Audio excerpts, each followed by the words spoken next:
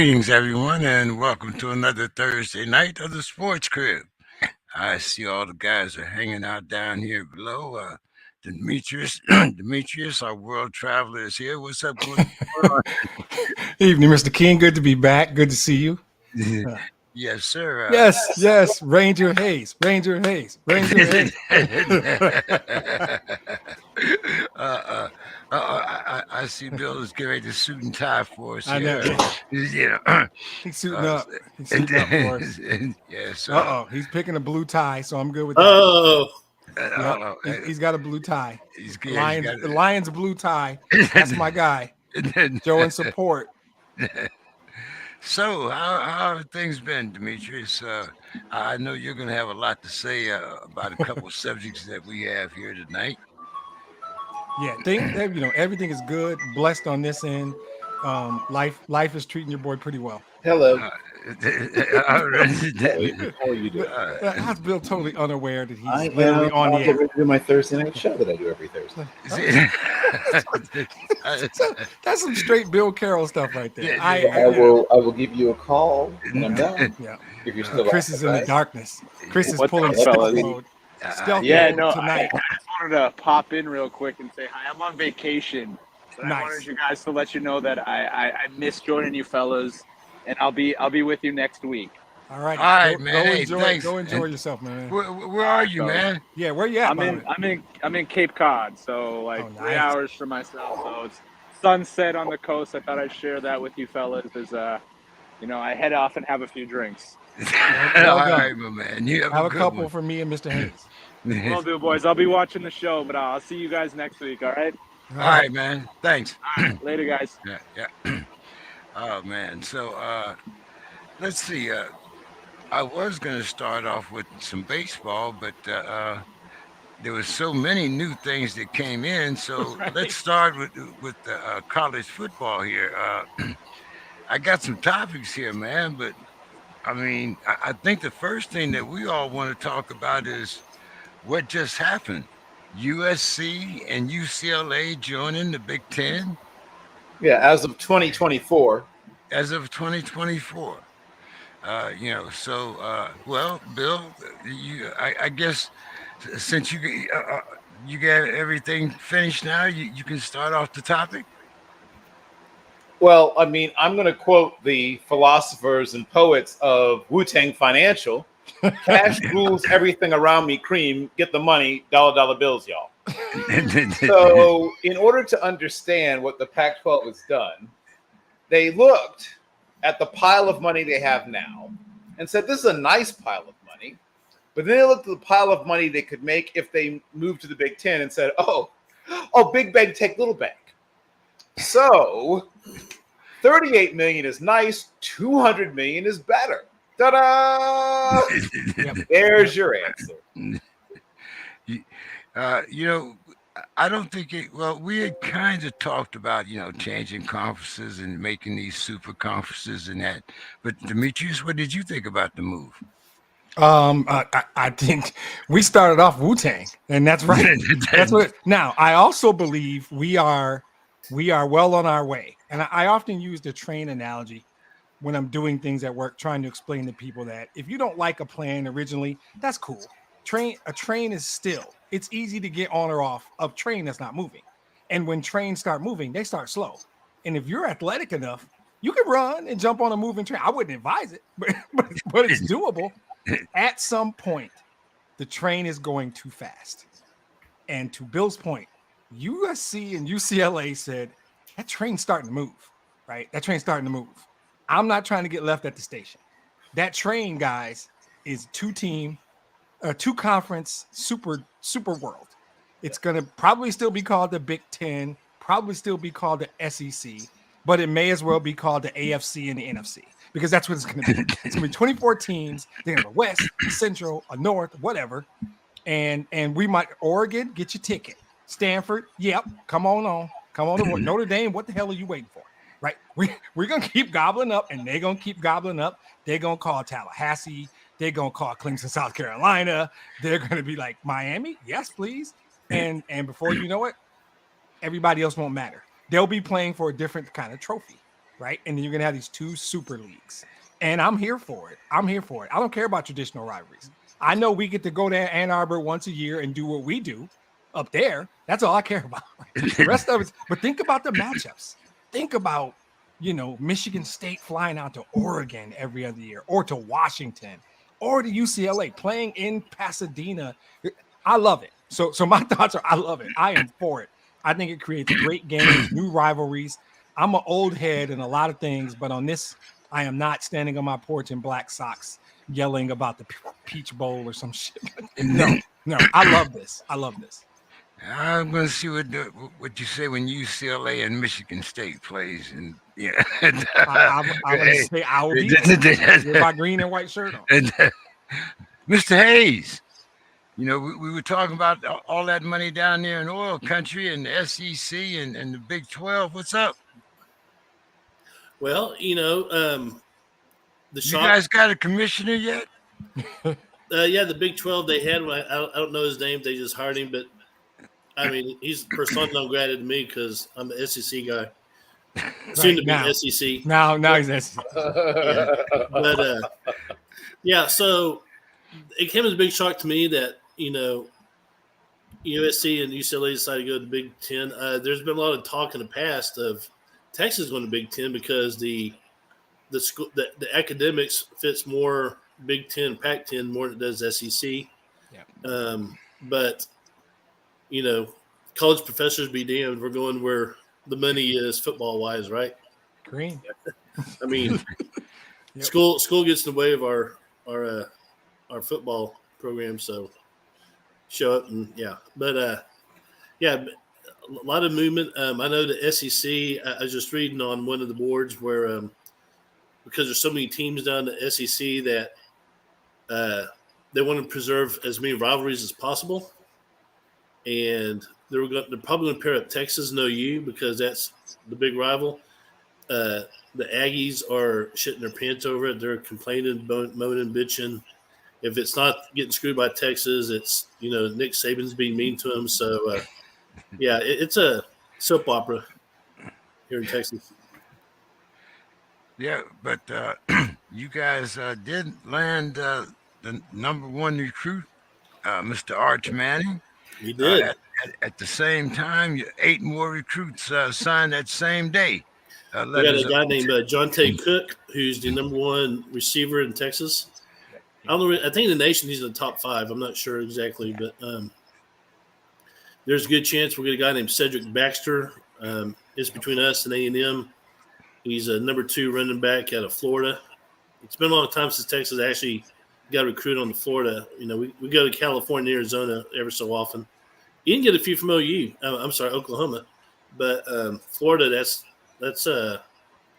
like an unknown territory for us. And of course, Louisiana's been good to us lately, also. Other guy, Anthony Hill, number 1 linebacker in the nation, number 1 defensive player in the nation. He's going to make his announcement, I think, within, by Monday. And Texas is considered a heavy lean, so we're not finished. But, Don, what are you going to do about that quarterback situation? You got Arch Manning coming in. You got, the kid that started last year? I mean, well, none of the guys that started last year are left. You got Quinn Ewers, though. Yeah. So, Casey Thompson's now at Nebraska. Yep. So, basically, the quarterback room is Hudson Card, who started 3 or 4 games last year, and he's good. But Ewers and Manning, that's up the notch. And then you got a kid named Malik Murphy who's out of California. He was a 4-star. I've seen film of him. He's probably the most accurate quarterback we might have on campus right now. So, but you know what? What it doesn't really matter who's behind center because the UT receiving corps is loaded. Yeah. Xavier Worthy's a beast. Yeah, Xavier Worthy, and we got this Isaiah Naylor who was over 1,000 yards at Wyoming, and he in a spring game. I mean, he fits in the program. I mean, I saw, he caught like a 65-yard bomb from Ewers on the second possession. So Texas loaded in running back. Yep. We had a great backfield there too. So the big question Texas has is offensive line. They're looking at maybe starting three true freshmen perhaps, and depth at linebacker. That's what we're fighting right now. But our defensive line is pretty solid. They need to really improve from last year. If we're going to win some games, it's going to have to come down to the defense. Offense will get their points. Sark's offense is going to be outstanding. Mike is not going to be here today, so Bill, you're going to have to be the opposition. But Demetrius, you guys got what 5 offensive starters, 9 defensive starters coming back, and a special teamer, I believe. Yep. So, what do you guys looking forward to next year? Yeah. First of all, if Mike ain't got the guts to show up for his team, fuck him. We shouldn't even talk about it. For the record. Sorry, it's way too early for that. My bad. Mike is at work. So okay, whatever, man. Whatever. I don't care about that team. No. So you guys know how I feel. We surprised everybody, went 11-2 last year. We lost some key guys, right? Obviously Kenneth Walker, Jalen Naylor, a guy named Jacob Panashuk. I'm probably pronouncing it wrong, and a really strong tackle. But Mel Tucker's recruiting like people wouldn't believe between the portal and the recruits.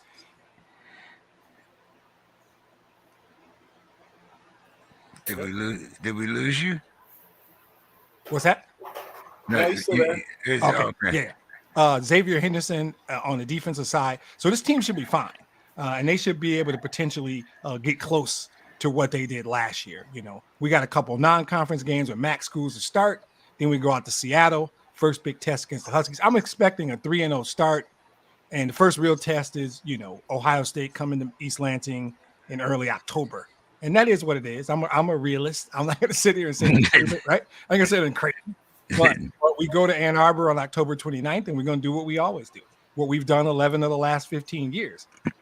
I don't have to get crazy. Mike knows wherever he is. His ears are burning right now. His neck is sweating. He knows what's coming. We're going to probably have an unexpected hiccup somewhere. I still think we're a 9-3, 10-2 type club, and only getting better because right now Tucker's class is rated top 10. Now, a lot of teams have signings to come, but I think we're going to be top 12, top 15 at worst. The best class in, 35 years, right? And so depending on what Ohio State does, we got a shot at going to Indy. But most importantly, we got the right coach. Man, the future is bright in East Lansing. Mel Tucker's a demon. And if you don't know about Mel Tucker, you need to find out because he is doing stuff with my favorite program. And I'm excited, man. Here we go. Here we go. So yeah, I'm excited. I'm excited about everything Mel Tucker's doing. It's all right. Yep, everything Mel Tucker's doing in East Lansing has got me hyped. We're in the running for some really good guys. I think we got a bunch of 4 stars already signed. Here we go. Yep, all that. So yeah, I like where we are, and I think we should just skip the Michigan part. Don't even make Bill do that. It's not even fair. No, I'm going to make Bill do Ohio State. You make me do Ohio State? Wait, what? Oh, I prepared for USC, but whatever. Well, go ahead. No, USC. You can do much better USC. idea. Much better idea. Do USC. USC. That's so right down the road here. That's good. Really, the whole point of bringing in Lincoln Riley and his staff was to get back to getting, really freak show athletes again, which they'd stopped getting for a while there. And Coach Helton is a fine person, a perfect human being, and a pretty good X's and O's guy. The thing that everyone noticed was he was not super comfortable in recruiting a certain type of athlete. I will leave it to your imagination to figure out the rest there. But he did a good job in recruiting certain parts of the area, but just couldn't really get into some parts of the areas, some places. They've always had a pipeline from Mater Day, and that has continued. Damani Johnson, one of the best cornerbacks in the country, came over, the number 2 cornerback in the country. CJ Williams from, you guessed it, Mater Day High School, 4-star wide receiver, because once again, the pipeline. And you guessed it, from Mater Day High School, running back, Raleek Brown, a 4-star. And then, to mix it up from Bishop Gorman in Las Vegas, they got Zion Branch, one of the top safeties in the country. Fabian Ross, another corner, 4-star corner, also from Bishop Gorman. And then from Edison in Stockton, California, they got Devin Tompkins, who's a pass rusher. He's probably going to, be sort of put on the, strength and conditioning path for a while. The kid's about 218 pounds and 6'5.5", but give him about 7-8 months and he's going to be about 240 something. They got Garrison Madden from Georgia, right? A Georgia kid, a 3-star linebacker who is another project type. He's going to need to put on 15, 20 pounds, but he's going to be something when they get done with him. Also, an Australian punter, because everybody's got to have an Australian punter by law. Atticus Bertrams, right? A kid from Pro Kick Australia, trained with Tom, what's his name, from Utah. Won the Ray Guy Award a few years back. I can't remember his last name. Tom something. Kid's name's Atticus, for real? His name is Atticus Bertrams. Sweet. So he sounds very much like a mid-19th century adventurer, but he is instead a punter from Australia. Possibly an inventor. Yes. Or maybe both. Right. He should star in a series of novels set in the 1850s. Right. But they also got Cooper Lovelace, who is a kid from Butler Community College. That's like a porn star. Yep. Cooper Lovelace. A little bit. Yeah. Since we're doing the sounds like thing with the names. But he's a big interior lineman who could probably play right tackle in a pinch. They got Gage Roy, another guy who's coming from, you guessed it, Texas of all places, right? Jesuit High in Dallas. A quarterback, a dual threat quarterback, a white dual threat quarterback. So they exist. Whoa. Rewind the tape. I'm going to need you to say that one more time. Let you know, just in case you heard it. We're mixing it up. It might be messing up. I don't know. White dual threat quarterbacks, because, we had we're doing it. We're reaching across the borders. We're breaking boundaries. And then a bunch of impact transfers. I mean, obviously the big ones are Caleb Williams and Jordan Addison, but Jordan Addison, who are each guys who have a chance to win major awards. I mean, the Davey O'Brien and possibly even the Heisman are something that Williams would be in contention for, and Jordan Addison is personally my odds-on favorite to win a Biletnikoff Award. But you've got Carson Tabarici from Utah, who's a terrific linebacker. You've got Sinta Nasani from San Jose State, who's a big, sort of a inside-outside tweener defensive lineman. Probably going to play, outside mostly, but can play 4-eye as well. Jacob Covington, another long corner, comes over from Washington, where he's been well coached by Jimmy Lake, Solomon Byrd. A nice pass rusher comes by way of Wyoming. Eric Gentry, a big, long linebacker from Arizona State. The kid's 6'5". Bryson Shaw, a safety from Ohio State. Shane Lee from, you guessed it, Alabama, right? Another linebacker. They could use linebackers and obviously know how to grow linebackers in Alabama. Romello Height, another long, they've got some height at linebacker. Gets 6'4.5", 217 pounds by way of Auburn. An impact transfer at running back Travis Dye, who killed it at Oregon. Now he gets to kill it, fight on. Austin Jones, another running back transferred from Stanford, where he also was a thorn in our side. Now he's going to be helping. Mekhi Blackman, who really impressed me at corner, and I thought he might just go into the draft, but he didn't. Came to USC to probably up his draft stock, but I like what I saw on tape from him at Colorado. Latrell McCutcheon, another corner who comes by way of Oklahoma. Brendan Rice, obviously the son of Jerry Rice, also a Colorado transfer, comes. Mario Williams, a wide receiver from Oklahoma. Tyrone Taleni, interesting exterior, once again, pass rusher type. Comes from Kansas State. Terrell Bynum, another Washington wide receiver. Bobby Haskins, a tackle from Vandy. And Earl Barquette, a TCU defensive lineman who's got a little bit of a poor man's Michael Bennett. Once again, a guy who can play a couple of different places in the D line. So a lot of impact transfers along with some big time recruits. These guys are going to hit the field early and help right away. They're not quite ready to be a national contender, but they're going to be a contender in the Pac-12 South.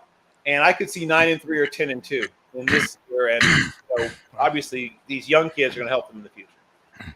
Spencer, how you doing? Been a little Doing while. great, sir. Yourself?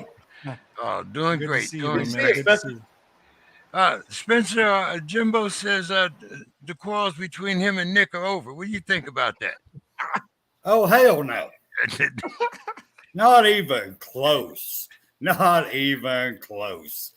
Basically, what you got on this one is here in the South, we call it "it ain't over till it's over," and we're gonna have to cross some blows on the field, and I bet it won't even be over then because they're gonna be so bruised up and beat up they won't revenge the next year, and they won't even get it then. No, this ain't over. We are coming. We are hot-headed. The players are pissed off, and it's on. It's on. Yeah. So one thing, Spencer, is we say that in the North too, but this is well, we have a field. Y'all have snow. I didn't know. Right, that's true. This is a thing where if we had a Mount Rushmore of pettiness, Right. and it would be Bill's Mount Rushmore. He's better than me. I feel like Nick Saban's got a spot on there, man. Nick Saban ain't forgotten none of this. None of this. He might not say it. Problem is, it ain't Nick Saban. That ain't Texas ATM's problem. Texas ATM's problem is the players ain't forgetting it. That's who he's got to face on the field. Yeah. It ain't just Nick Saban. Oh, yeah. So I mean the specific personal grudge between the two of them. It will certainly cascade. It will certainly cascade to the players. You're right. I digress. Yeah, no, you're right. It will be settled on the field, and it's going to be. Texas A&M is good though, but if let's just say there's a situation where Alabama's up 5 touchdowns with the ball late in the fourth, yep, bomb. Let's go up one more. It's going to be ugly in every way because Nick Saban's on Mount Rushmore of pettiness. He's up there. Michael Jordan's up there. Nick Saban's up there. So yeah, this is. I believe what Spencer was trying to say is this will never be over. It gets the last, and I'm here for all of it. I'm here for all of it. So what's out? What's those players looking like for Alabama, Spencer? Well, I'm not going to go through I got them printed off here, but I'm not going to pull the bill and read every one of them off. I'm going to cut to the chase. Bill, I'm messing with you, man. You know I love you. I'm just messing with you. No, I'm just cutting to the chase. My only concern, and I do have only one concern, but it's a big concern, is our offensive line. If we can shore up that offensive line, we're going to be one of the best teams that Alabama's ever had. Not the best. Don't mistake that. We're going to be one of them. If we get the offensive line, we got the defense this time. This defense is going to shock people. We got so much depth, so much, I'm going to just say hatred. They want revenge. They know they screwed up last season. And they didn't even deserve, in their eyes, to be there. They wasn't projected to be, when I say projected, by them because they were so young. But now they had that taste. They were there. They had that steak in their mouth. They had the blood running down them, and they lost. Well, now they're coming back, and it's going to be ugly, y'all. It really is. I love it. Spencer comes on. His analysis is it's going to be ugly, y'all. Awesome. Wait and see. No, I'm with you. If y'all have me back on through the season, you tell me, was that not an ugly game? I cannot wait. I cannot wait. I can't. CTV. And right quick, since I missed the first because of my stupidity, I am a hillbilly, so I'm not the sharpest blade in the yard there. But basically, real quick, on Mississippi State, Mike Leach, I'm going to say real quick, he's doing a lot of major improvements there. We all see it down here in the South. I have a lot of respect for Mike Leach, and I think good for him. He deserves to get the 2-year extension because it takes more than a few years to get where you want to be. And I'll leave it there. All right. I got a quick thing on that. First of all, most importantly, MSU is in East Lansing, Michigan. Whatever the hell you want to call this other school, I don't really care. Call them Miss State, Miss I whatever. can't help Only it. one MSU, and it's It in East says Lansing, Michigan. MSU. I mean, I'm So, reading off my notes right no, here. no, on no, the no, big no, no, screen. no. I'm not talking about you. I'm talking about James. But I do like Mike Leach. I mean, his team has improved. Yeah. But here's the thing: if I'm not mistaken, they're in the SEC West, and Yes, Alabama's in the SEC West. yes. Texas A&M's in right. LSU ATM, and yes. I'm sorry, Texas ATM is in the West. And Mr. Hayes, are your boys going to be in the West? Yep. Okay. Yep. Good luck, Mike Leach. Good luck, buddy. LSU, good luck, buddy. It takes time, bro. It takes time. It does. All I need He's Mike got the Leach good to do- scheme. Go ahead, Don. Sorry. Listen, all I need Mike Leach to do is beat A&M on a consistent basis because I love the meltdown because he's had the Aggies by the nuts since he was at Texas Tech, and I just love the meltdown with the Aggies when he puts it to them. So I love it. So Mike Leach is one of my favorite coaches, interviews of all time. Mike Leach, it's and he's a good coach, by the way. Especially on the offense side, he's a really good offensive coach. They're going to be fun to watch and exciting. That was my point. I was going to bring up to Donald. He's bringing a whole new scheme that's going to catch a lot of these defensive off guard. It's going to take him a while to learn his scheme because he is a great offensive-minded coach. Yeah. He runs a tight ship. Now, granted, put him in an interview room be like putting me on this show. It don't fit. It just don't happen that way. We both speak our minds, and it is what it is. But I've got a lot of praise for him. I really do. Nice. Oh well, hey, that's one thing about the sports crib. We all speak our mind. Yes, sir. So after dark. Hey, just. Oh man, I got some music coming on for that too in a couple of weeks. But Bill, what's your thoughts on Mr. Mike Leach and his extension? Well, I'll never forget a couple of things. One is the classic fat little girlfriends. Remember that one? I'll never forget that. That Mike Leach. You can put together a really nice package of Mike Leach Leachisms. And his book, Swing Your Sword, is definitely worth reading. If you're a reader, if you are into books, I recommend reading his book. He is one of 4 current coaches who coach at the FBS level who didn't play a single down of college football.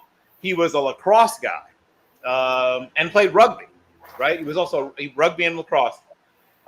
He is an interesting person, of course, has a law degree. A fascinating conversationalist with some very, very distinct and interesting ideas. Obviously, came up under Hal Mumme and has maybe the smallest playbook, physically the smallest playbook. He can literally fit it in a little thing he keeps in his pocket, right, and holds in his hand like this. And he has most of it in his head, quite frankly. But he deserves everything he can get. There's no one quite like him, and he turns around programs. I mean, he turns programs around. If your program's poking around 5-6, 6-5, you bring in Mike Leach. First year he's there, he's worth a win or two. Give him a couple more years, you get a couple more wins. You may not ever get to 11, but it'll get you to 9, maybe 10.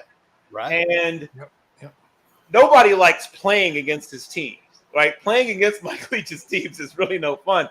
As simple as his playbook is, it's incredibly effective because everything they do is reactionary. Everything you do is based on what you do. So they're going to make you wrong, right? So as soon as you react to take away this one thing, they've already built in the reaction to it into the play because the receivers have to read the defense. And as long as they read the defense along with the receiver along with the quarterback the same way, they're always going to have somebody open. Now, what you're hoping to do is to speed them up and make them make a mistake, right? You're hoping to get enough pressure on the quarterback that somebody makes a mistake. But if you don't, I mean, make sure the people operating the scoreboard are limbered up. I hear you. Just a quick, spotlight here for Demetrius again. Last year, we talked about Detroit's Hall and the great rookie that they picked up. This year, it seems they hit the jackpot again. Demetrius, Tell us about the Pistons draft and Yes. your Yes. aspirations in 2023. Yep. So if you're not an NBA fan, I will say I can be biased, but I'm always honest about it. There's no bias right now. Troy Weaver had the best week, 7-day period of anybody in that league. Yep. I've predicted on this show he will be executive of the year very soon, this year or next. They got the perfect fit for them at number 5, executed a brilliant trade that cost them basically nothing to come up to 13 and get another kid out of Memphis that fills another need. Then he executed a couple trades with the Knicks to give them a buyout guy in Kemba Walker because he has the space. 2 more expiring contracts. And if Noel or Burke sticks, great. If they don't, guess what? We have cap space next year when their contracts expire and we're players in the game again. I like everything he's done. At this point, Jaden Ivey is a 6'4" sophomore out of Purdue that, if I can quote the great philosopher Uncle Drew, he gets buckets. He gets buckets. He fits with Cade Cunningham. He can hit NBA 3-pointers but he's what they call a rim attacker. That's the new hot term for guys like him. He can go get buckets, and you need a dude. He's got a quick first step, explosive leaper. He gets buckets. I hate to keep saying it. Then the guy at 13 is named Jalen Duren. He's a 6'11", 250-pound center out of Memphis. They made a trade with Charlotte. He's athletic, good inside scorer, and he's a rim protector. Who doesn't need that, right? Who doesn't need that? The acquisitions are all expiring contracts that gives him cap flexibility next year. I just love, and they sneaky quiet Gabriel Procida. Thank you. Second round guy, just quietly under the radar. They're going to stash him away in Europe. You'll hear about him in 2 years. Think Bogdanovich, but more athletic. That's the best comp I've got, right? You'll know him soon, right? He's a 40% 3-point shooter. Bogdanovich is, and last couple of years in Atlanta, he's in his like 5th year. That's the best comp. But they got him at 36. They can stash him in Europe, keep his rights for a couple of years, let him grow. And when we're really ready to make noise, we're going to bring over this athletic shooter from Europe to help us. So I love everything they did. Troy Weaver is a ninja. This dude is just sneakily going around the league, stealing from people and slapping their mothers and walking away smiling. He doesn't care. And I love everything they're doing. There's a little bit of patience required. There's a lot of Piston fans that want it right now. Let's go. Go sign Bobby Portis or get in the Kevin Durant thing. No, we're good. Cade's a superstar. There's a trio of guys from 2 years ago: Sadiq Bey, Killian Hayes, Isaiah Stewart, solid. Marvin Bagley just re-upped for 3 years. Troy Weaver is good at his job. And I'm just going to sit back and watch it evolve. Calling it for next year. I think I've done that with the Lions and the Pistons. Next year's the year, guys. I'm going to be an asshole next year. I'm cool right now. Next year, I'm going to be a jerk. You're not going to let me on the sports crib. Yeah, we're going to need a break from you this week. But nope, I'm gonna get the link somehow. Bill's going to send me the link, and I'm going to crash. Don, what's happening down there in Texas, man? Houston seemed Jabari falls to them at number 3. The Spurs don't make a lot of moves.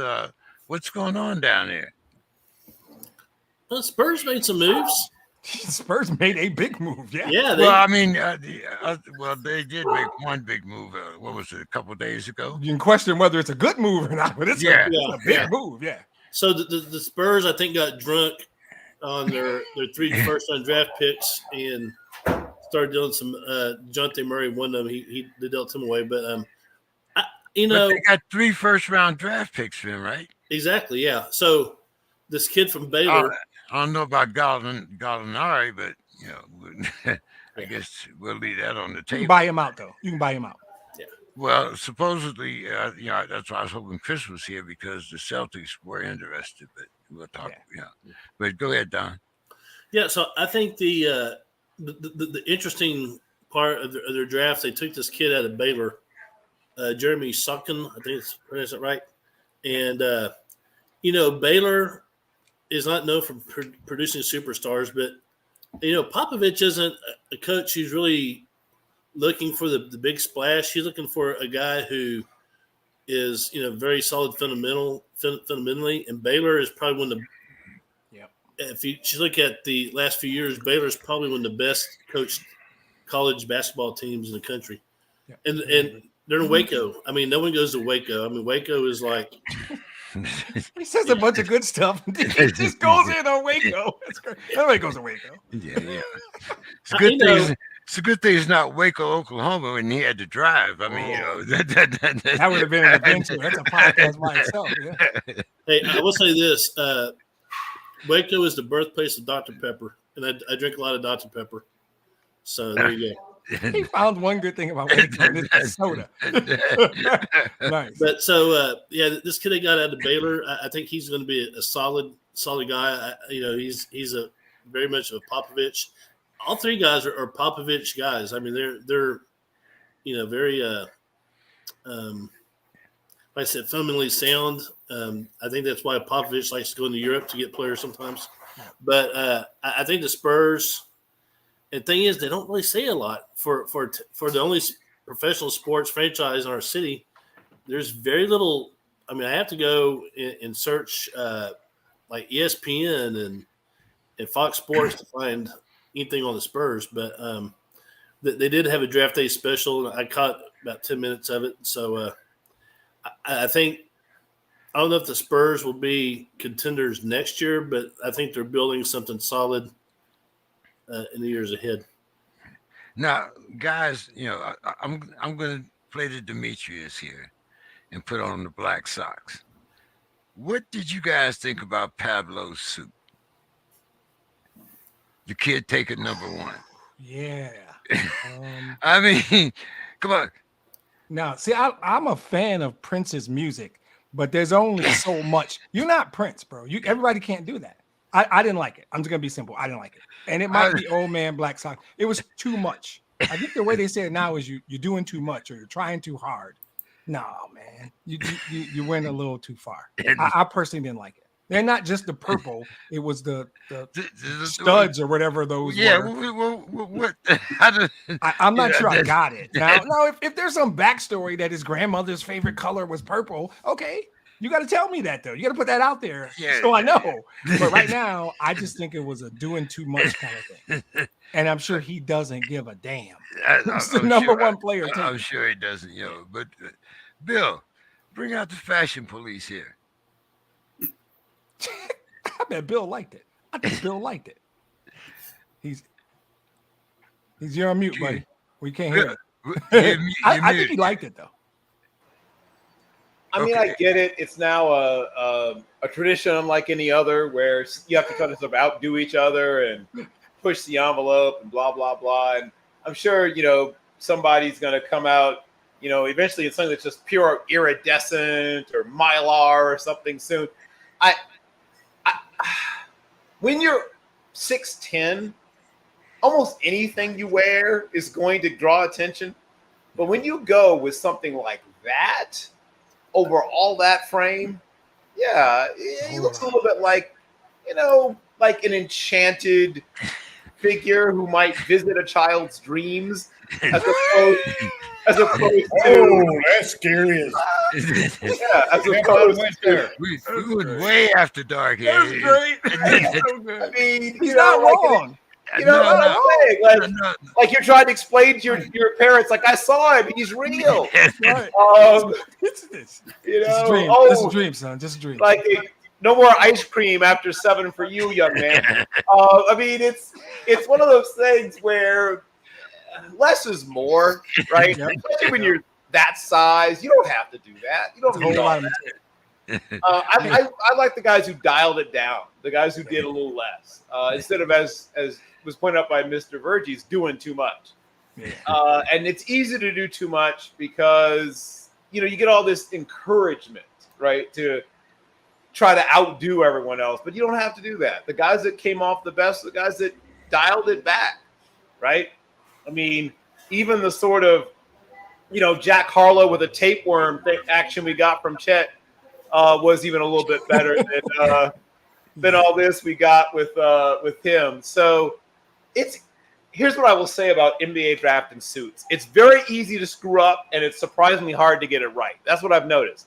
And I've been watching this since, I don't know, 80-something, 83, 82. and I've seen some things, man. Yeah. I've seen some things. I remember Karl that. Malone. But I see remember now, the Olajuwon ad that didn't fit. I mean, I've Yeah. seen some things. Jalen Rose still's got the trophy. Oh, He's got Jalen's got the heavyweight championship belt for this red pinstripe pimp suit that will never be topped. It just won't. Don, what did you think about the Purple Rain? I mean, hey, in the '80s I listened to a lot of Prince, and so immediately like struck a chord with me. Hey, you're the first guy picked. You wear what the hell you want to. It boils down to that, right? Yeah. Well, he could come out in the little rainbow color thing if he wanted to. I guess if he was feeling so inclined, he can be woke. See, now the rainbow community's knocked us out to see who else. Hey, can I go back and touch something you said earlier, just quick? Go ahead. You said to Don that Jabari Smith fell to number 3, right? I'm fascinated by that concept, right? Because what it really is, and I'm trying not to go off. What it really is talking heads told us Jabari was first. So then when they got it wrong, which is what actually happened, all those people got it wrong. They frame it like he fell. And oh, by the way, you're the 3rd pick in the draft. Let me introduce you to a group of people who also went 3rd in the draft. Kevin McHale, Dominique Wilkins, Penny Hardaway, Grant Hill, Carmelo Anthony, James Harden, Bradley Beal, and some jackass from North Carolina back in '84 who I will never speak highly of. Those dudes all went number 3 in the draft. So let's get some perspective, right? He looked disappointed, and I felt bad for the kid because he heard all this stuff. Right. He set his expectations that he was going to be, and then he was devastated to go number 3. And that whole concept blows my mind. I don't get it. Well, do y'all not agree that all the top 3, you couldn't go wrong picking any one of them? Exactly. I mean, they all got high points. They all got working points. It depended on what your team needs and how much time you got to help them develop their weak points. I mean, all 3 of them either one of them can be number 1. It depended on what that team's needs was. Right. I don't think it's a bad thing he went number 3. No, it's Houston's a way better situation than Orlando, by the way. So it's like, by the way, by the way, you're going to play for a better team with another superstar there waiting, and Orlando is just not there yet. So I don't know. That I found that interesting though, that a lot of people were saying he fell. Yeah. And I thought maybe I don't understand the concept. I think it's that deal where like sadness or happiness are a product of your expectation. You could be disappointed that you went 3rd in the draft. Blows my mind. Well, I mean, wouldn't you say it was similar to the Hutchinson situation? No. So one difference: Hutchinson grew up in Michigan. The Lions were his team, and he was thrilled. He was thrilled. I just think the difference was Hutchinson knew there was a chance he wouldn't go 1 because there was debate right up to draft, and different teams like different players. Well, right up until the moment that Orlando practically called Pablo's name, everybody thought it was going to be Jabari. You're right. Well, I started hearing rumors that it was going to be Banchero a couple hours before. A little bit earlier in the day, but that morning I woke up assuming it was going to be Jabari, Chet, Paolo. That I just thought that was, especially since the Pistons were at 5. I assumed those 3. I was focused on 4. What's going to happen? And then when they took Chet right after, which everybody thought Chet would be number 2, it was kind of like, falling to number 3. I mean, what's that? 10 million less in your bank account? I don't think it's quite 10 million less, but it's probably 6 or 7. But when you're talking like 6 or 7, when you're talking 80 instead of 86, that let's get some perspective. Right? And to Spencer's point, he got up that morning. He should have said, "I know I'm not going lower than 3." But instead, I think he woke up that morning thinking, "I have to go 1 or I'm going to be sad." And that's the real problem. Everybody knew there were 3 players there, and they were going to go in some order. So I found that surprising. Now, if he does with that what Steph did with him falling, well, I mean, we won't be having this conversation. As a lot of people didn't believe in Steph. Right. That was short and tiny and small. Right. There are people who didn't think Steph was going to be able to play point guard, and was too small It was to too small to make play it. two and couldn't defend twos Exactly. and couldn't Right. defend points. So there were people that thought Yeah, Steph should but be a then- second rounder. So I wouldn't say Steph Steph went to fell. Davidson. Steph went to Yeah, Davidson, right, right? no, but- And nobody but- knew he was going to be the greatest shooter in the history of basketball. I'm just talking about expectations Right. But the prior expectation from some people that Steph will go in the second is what I'm telling you. to. Yeah, but to your point, Steph used that as fuel. Right, that's what Yeah, I'm saying. Steph, Now, Steph stuck that in know, a backpack on his back and started you know, shooting from half court. like you That's say, what he you know, did. maybe Jabari can get on that mountain of pettiness. Yeah. You know, go ahead, Spence. Got a long way to I got go, but a I wish question you for luck. y'all. I'm definitely not the NBA guy. I have to do research and read and study because I don't have time on my job to watch all of it. I focus totally on Alabama football. Sorry, I did. So this is not your job's fault. Don't blame it on the job. Just dedicate that's all your true. time to It was Alabama my football. family's fault. I was bred into it. But anyway, my question for y'all through my research, and I did a lot of studying on this gentleman. And am I saying this right? Jabari? Jabara? Smith. Yeah, Jabari Smith. Jabari? Yep. Do y'all not feel that he is better when he has a great support staff around him? Yes. That he is not the actual one that can take the ball and create. I don't know if Maybe there's a true Maybe number that's one why he dropped anywhere down a in little this bit. That's why he's better in Houston. He doesn't even know how lucky Correct. he is because Okay. Jalen Green is there to do what you're talking about, which is be the center, draw the attention. He's going to be really good in Houston. He's going to be really good in Houston. And in Orlando, the expectations would have been different. Right. And to Bill's point, he may never be a true number one. But if I he's don't on a I don't team, think there's a true number one anywhere in this draft. I think you're going to find your Chuck Persons Okay. in this draft. You're going to find your Kevin McHale types in this draft. You're going to find Thurl Bailey, but white in this draft. You're going to find, you know what I mean, like really good number 2, number 3, number 4 types, Horace Grant types. You're going to find, you know, Bill Laimbeer, but faster types. You're going to find, but like the Drexlers, the Birds, like no, this is not that class. Yeah. But you know, Giannis, not that kind of guy. No, but you're gonna find really good 2, 3s, 4s, and then you know some really solid bench players are gonna come in this draft. So it depends on what you want this draft class to be, whether it's a disappointing class or not. I don't think it is. I think it's a class full of really solid professionals. You might get Sean Elliott in this draft class, even. And that's a really good basketball player. But if you're looking for like Hall of Fame, first round, that first ballot type, that's not this class. No. That's not this particular class. No. But there are some really good basketball players. all those dudes you named played a decade in the league, made the Thurl Baileys and Chuck Person. They played more than a decade in the league, made a ton of money, and there is nothing wrong with being compared with those dudes. That is a compliment. I'm hoping the Spurs got a Bob Horry and a Manu Ginobili at the draft. There you go. They're as good as anybody. Manu was a second rounder, right? Yep. What's that? Manu was a second rounder, right? You might be right. I'm almost certain that Manu was a second rounder. 30. I think I read that. Something overall, 36, I think. maybe 36, overall, 37, something like that. yeah. So Manu's still a legend here, by the way. Really? The thing I like about this class is that a lot of teams that picked later are going to get guys who are just as good as the guys who went early. You'll be saying, I promise you, about several guys who went in the teens and even the 20s. Oh, this guy's just as good as somebody who went with the 7th or 8th pick.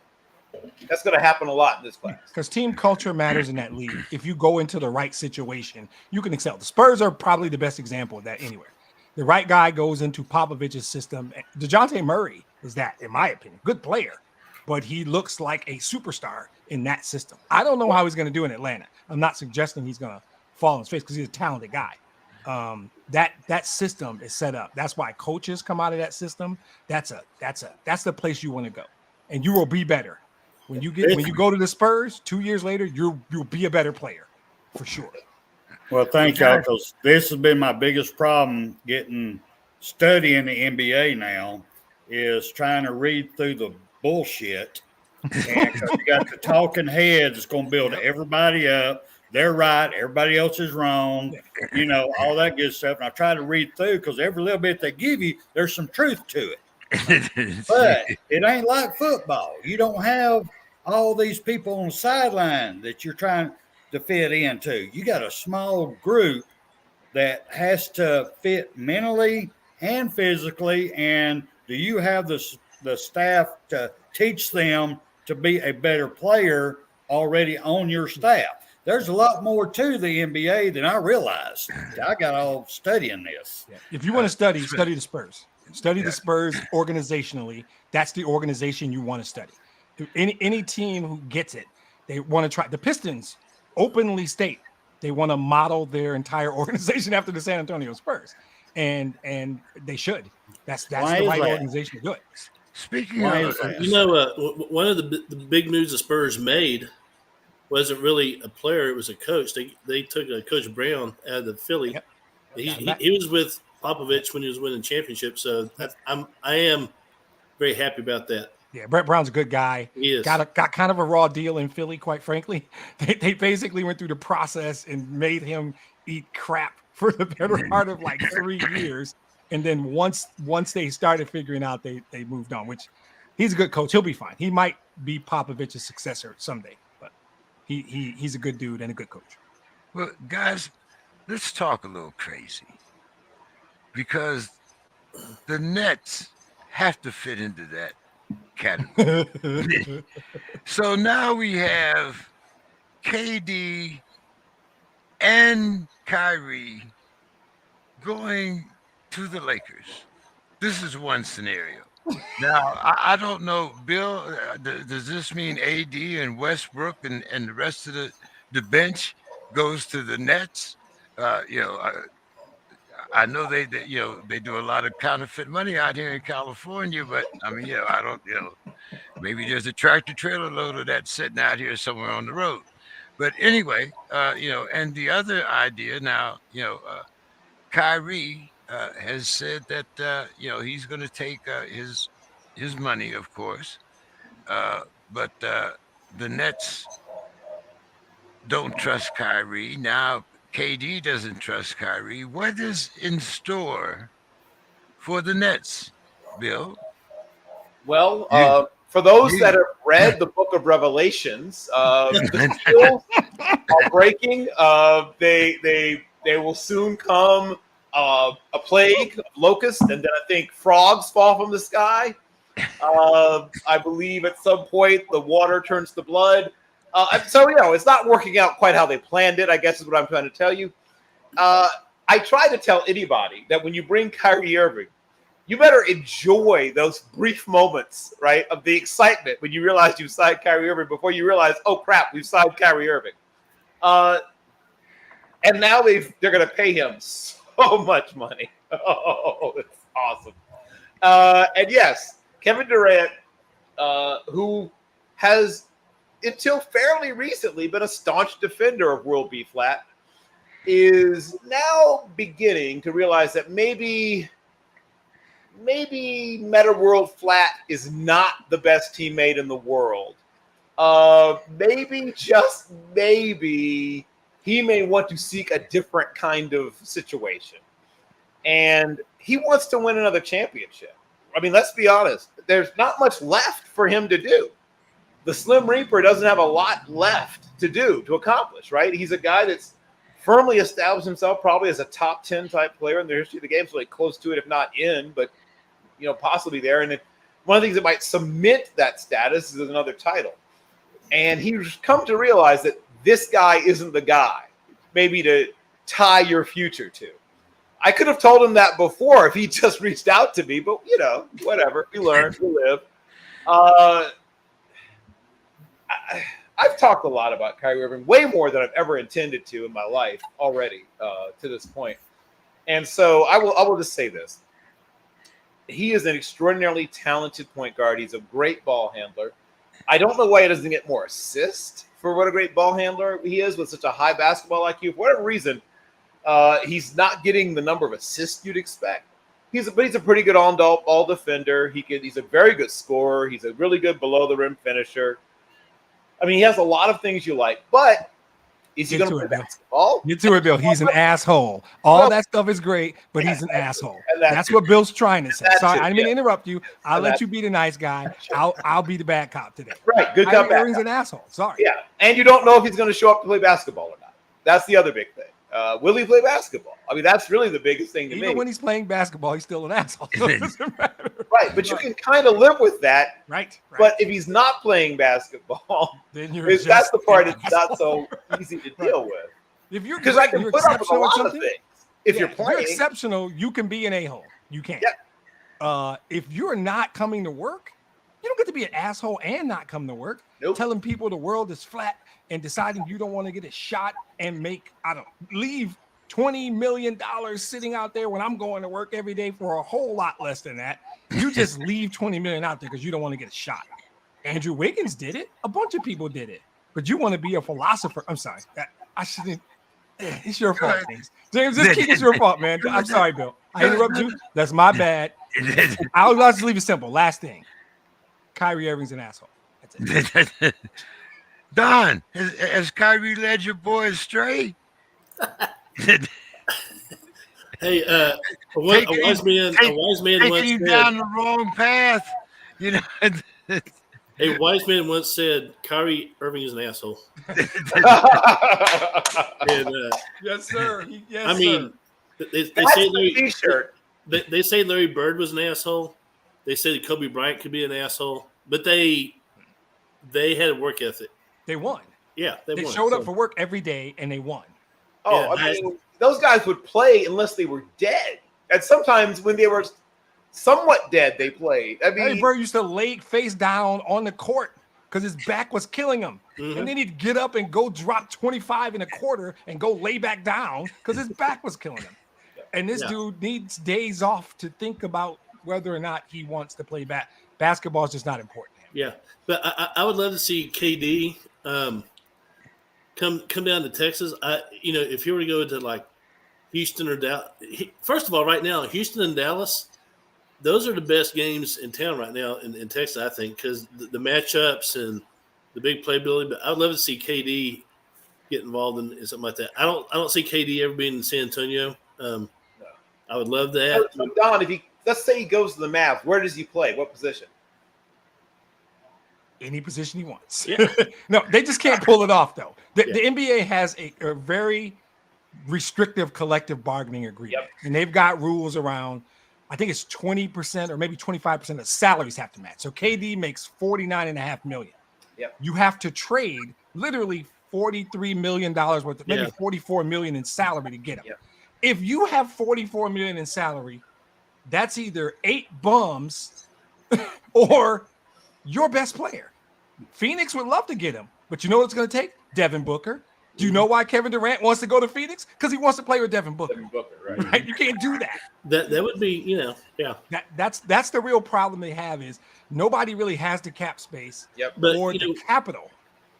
wherever KD goes, and if he's healthy, big if, they become a playoff contender at least. I mean, just Absolutely. If it's in the East somewhere, they probably become champion. Now the Pistons could pull it off.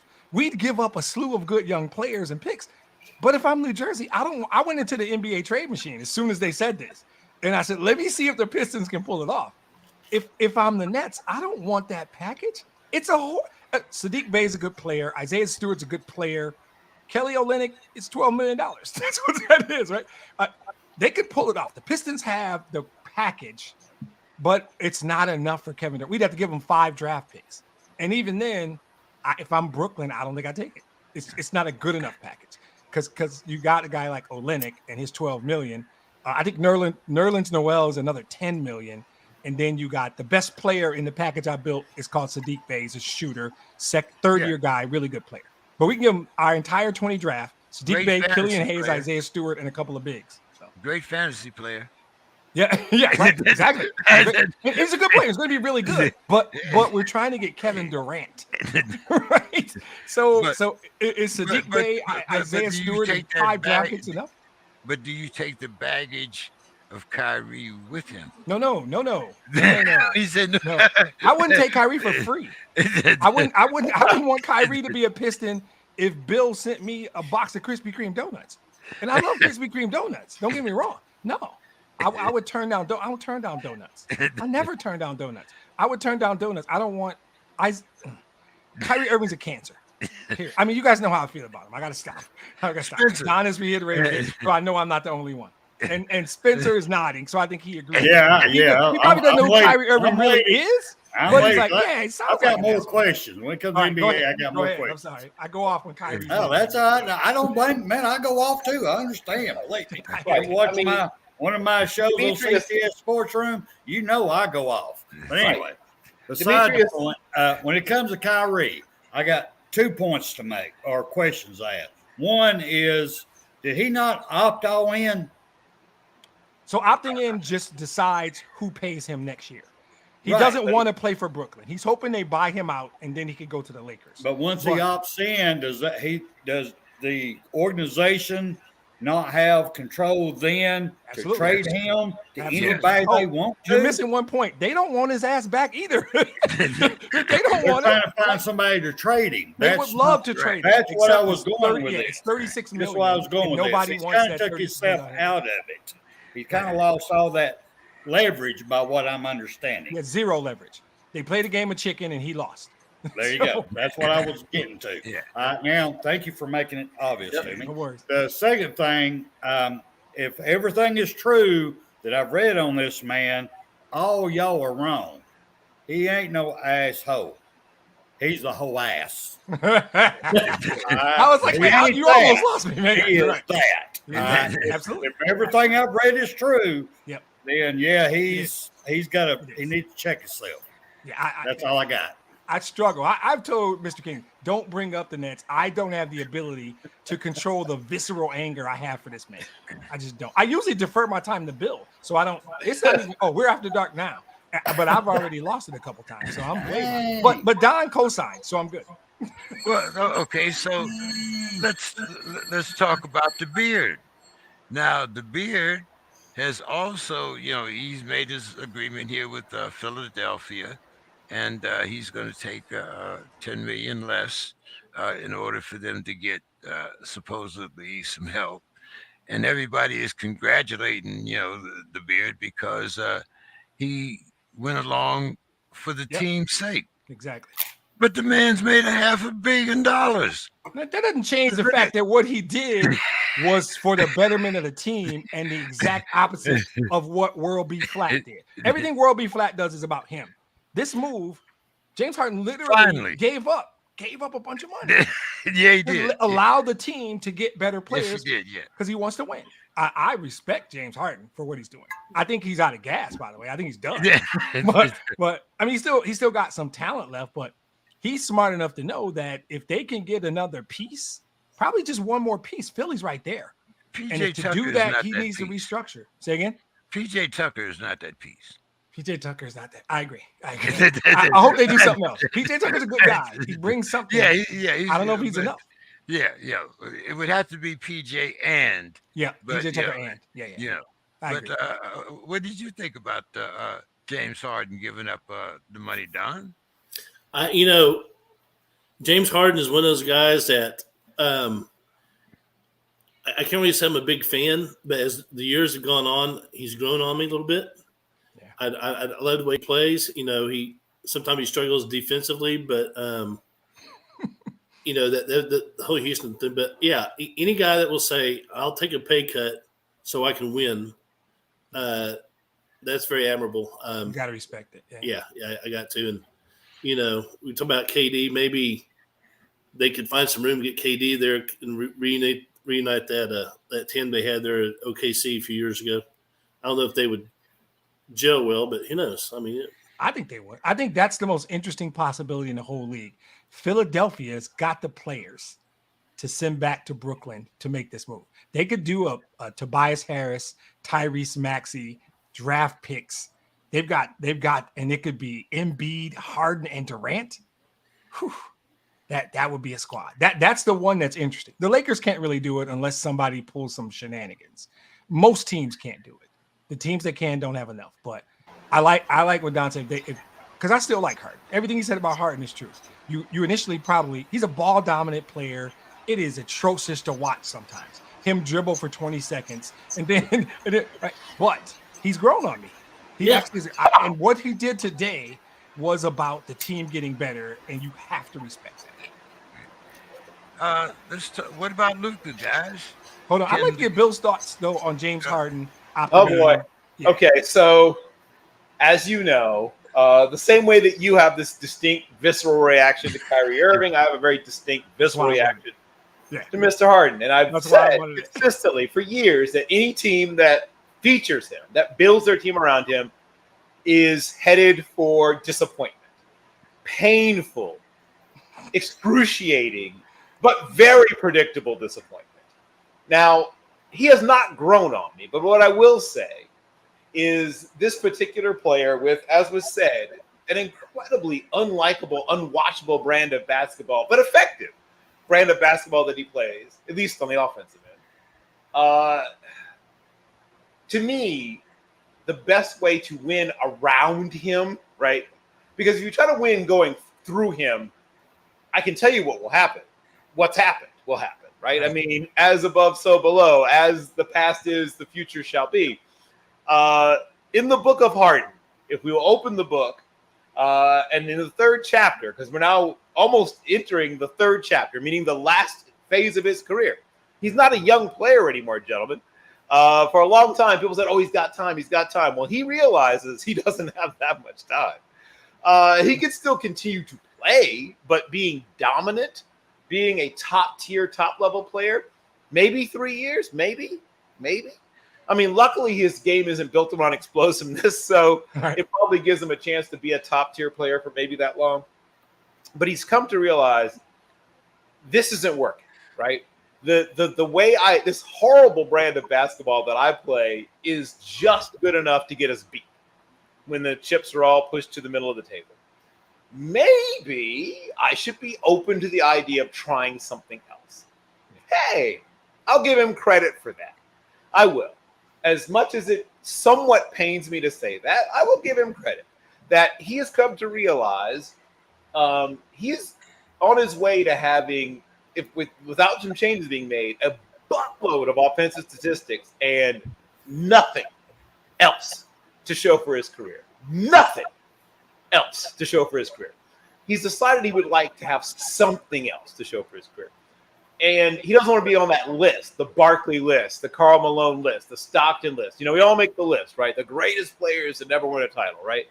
It's not a fun list to be on. He's trying not to be on that list. I get that. I understand that. I'll give him credit for that because early in his career, it's clear to me he didn't care about that.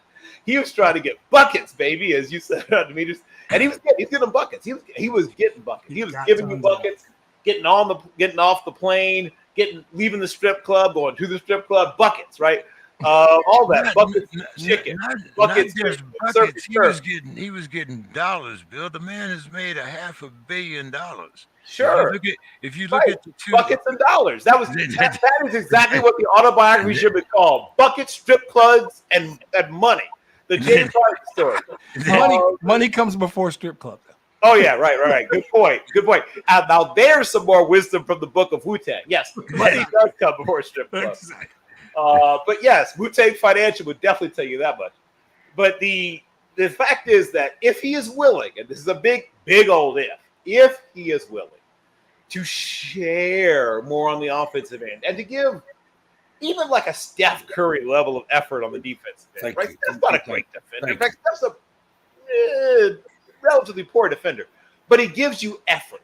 He gets steals. He plays the passing lane. He anticipates some things. It's like that corner who runs 4.8, but can read, patterns well. He knows he can't run with these guys. I got to play soft and off. And then when I know where the ball's going, I just got to try to get my hands on one, right? That's all. Everson Walls, basically. Everson Walls approach. Because if he can at least become a poor but consistent defender who gives you, even if it's just steals and deflections, and is willing to not just ball hog it up all the time. Hey, sometimes you pass it to get it back, right? If he's willing to do that, Now, once again, there's a big old if, a big juicy if. if he's willing to do those two things, I will, one, slightly soften my stance on him, and two, it gives them a chance to do something more than get eliminated, after one, win one playoff series, get eliminated in the second one, which is usually what always happens, to them otherwise. Spencer, you like Mr. Harden, the beard? Well, I'll have to agree with Mr. Bill over here on this one, but I'm gonna add one more to it. He's trying to figure out what his legacy is going to be, in my opinion. Yeah. And I think if he would just step back a little bit and go, hey, I don't need this $500 million. I'm pretty well set. So let me agree to take a little bit less money so a good team can afford to have me on their team so I have a good support staff around me. And maybe I won't try to be the damn superstar and shoot the ball every time, or like me with this big old belly, dive after a ball to try to steal it and you bounce off 3 times and you miss it by 2 foot. Instead of putting on a Did we show, just get some self-deprecating old softball story? What instead of him putting on a show, slide in a big belly joke. he actually becomes a player that he can be because he has the talent. Yeah. It's that mind that's gotten his way, in my opinion. He wanted to be a self-made superstar instead of a team player. Yeah, and that's just my opinion. Yeah, doing what he did yesterday might be an indication that he gets what you and Bill are talking about. That it's time to fall back, be a number 2, maybe even let Tyrese Maxey step up to be a 2 and you be the 3. Because now, if you can add, even if it's just PJ Tucker, if Tyrese Maxey organically grows and Embiid stays healthy, that's a tough team in the East. If they add anything, and I keep looking because guys are just flying off the board. The numbers that are being signed tonight are frightening. Bobby Portis got a ridiculous number. Guys I've never heard of are getting $21 million. They're like, I don't even know who that guy is. And I live this crap. I don't know who that dude. He got 21 million. What? So yeah. I think Spencer, you make a great point. He's starting to think about his legacy. If that move will help him get a ring and sort of cement his, I think you're right. Don, we forgot about that other team in Texas, didn't we? The Mavericks. What are we going to do with Luka? What's that? About Luka? Yeah, what are we going to do with Luka and the Mavericks down there? They seem to be the hottest team in Texas right now. They are. They need to continue to build, around that foundation. Of Houston and the Mavericks, it's hard for me to really embrace the Mavericks just because I don't like Mark Cuban. But I will say they might be a little ahead of the Lakers just a little bit right now, depending on the moves that Houston makes. So we'll see. But yeah, hey, Luka's one of the young, young gunslingers coming up. He's been up for the last 3 years, but it's the MVP of the league next year. Yeah, good. Yeah, my call. I think Luka's going to be your league MVP next year. I think he's the other day Shaquille was talking about his superstars, and was Luka on there? I can't remember. Yeah, I saw that. Luka was on there. Yeah, they made some comment about him needing to get into the gym or whatever, but he was on the list. Yeah, I know he caught some flack for leaving Kawhi Leonard off the list, but yeah. Hey, if you're always hurt, that's it. If you're not playing, what am I supposed to do? Yeah, that's that's kind of the deal. You either, if you're not available, hold on, I might have left out of here. No, you what? You're here. You're good. Okay. Yeah, we got you. All right. So I see Spencer's. He stepped out. He stepped out for a second. Yeah. Yep, I'm back. Go ahead. There he is. Sorry about that. We can double James King. What is happening right now? We know. get a twofer? I ain't blaming double King. Oh, man, I was digging the double JK. I was digging the double JK. I'm going to try and do that. I'll get myself up here twice. Y'all would know. Spencer wouldn't know what to do. I'll be right on both sides of Spencer. And both of you will be talking to him. You guys ready to talk some NBA? No. NBA? More NBA? You mean NFL? NFL. We've been talking NBA, I thought. Yeah. I think we got to get to the. Now we lost him. He's Uh-oh. having fun now. Oh, here we go. Well, let's I see ain't the what- only one with the drinks. We Good will fight. do it without you, bro. If you leave, we will keep going.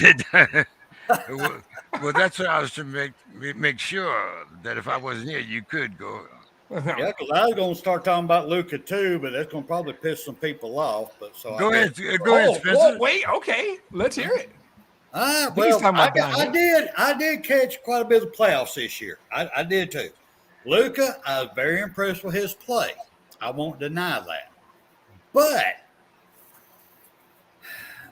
I think he's getting the Hardy complex where he wants to be the main show.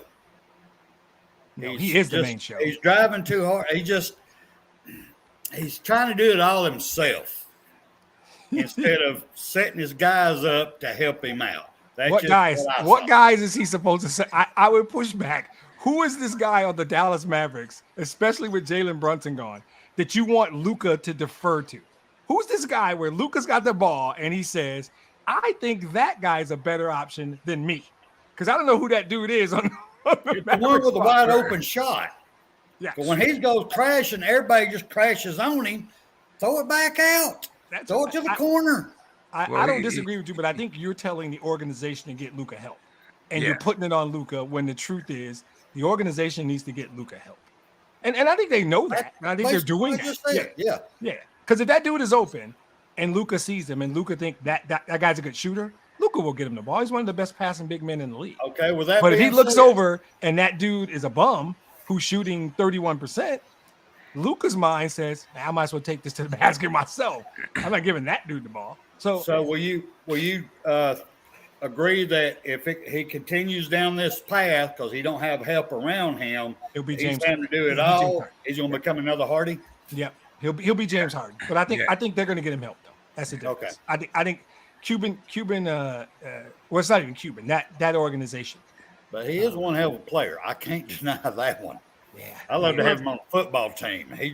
He's a great player. His heart is huge right now. Well, hold on, guys.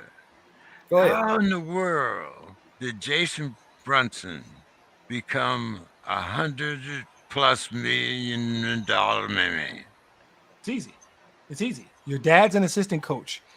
Your former agent is the team president, and your former agent's son is your current agent. That's how that happens.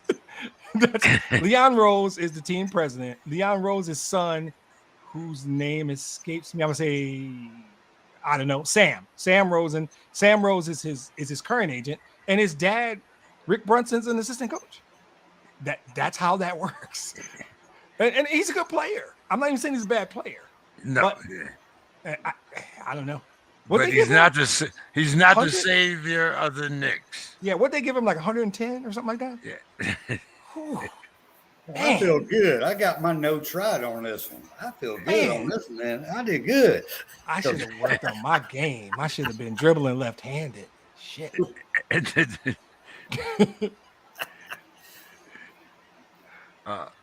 So, Well, the way I broke it down, right in line with you, the way I broke it down is pretty much the Wild Wild West has become up their ass for the Knicks. Right. And the Knicks don't have a player problem. They have an upper management problem. most definitely. So it just tickles me that I was able to see it the same way you did. Yeah. Because you're the pro at this. I'm just getting into it. But I am a business person. I am a production manager. So I try to go into it thinking as of a business. Yeah. Yeah. And it's the Knicks are the Knicks for a reason.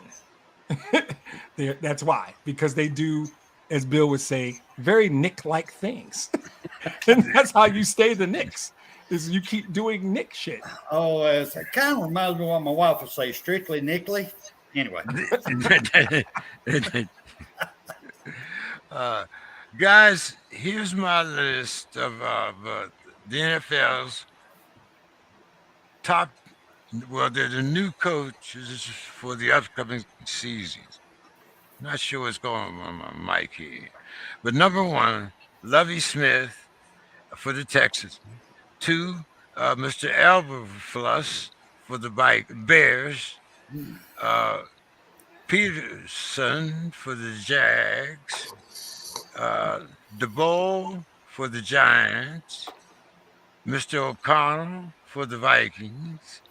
Boy, it's a good thing Mr. Scott's not here. Right. We're not missing Mr. Scott right now. Number 6 would be McDaniel for the Dolphins. No, Dolphins. Miami. Dolphins. Yep. Miami. Hackett for the Broncos. Allen, the Saints. McDaniels, the Raiders, and Todd Bowles for the Bucks. So, Spencer, who's got the best situation? Who's got the worst? And how would you rank these coaches? You had to go with me first on this one. You had to. Because you know what my answer is going to be. I am the wrong person to ask this question to. Seriously. My military background, I'm the wrong person. But if you want me to tell my truth, I will get in it, and it will be awful raw. Go ahead. That's such a disclaimer for a relatively benign question. The bottom line is, right now, what the NFL has done in the past, I could give a flying fuck. Okay. They have disrespected my United States of America flag. They should be kneeling for the people who gave their lives to give them the right to get on the field to become millionaires to play a game. Don't be out there doing that bullshit. Nuh-uh. So I am the wrong person to be talking about. I hope these coaches do great. I hope all that's wonderful. But I could give less about the NFL right now. You're done with the whole league then. You blame the whole league. Yes, I'm going the whole league with this. I'm sorry, Okay, I am. Okay, so without turning this into Do you remember Tillman? Without turning this into the Monday social consciousness show, I would ask.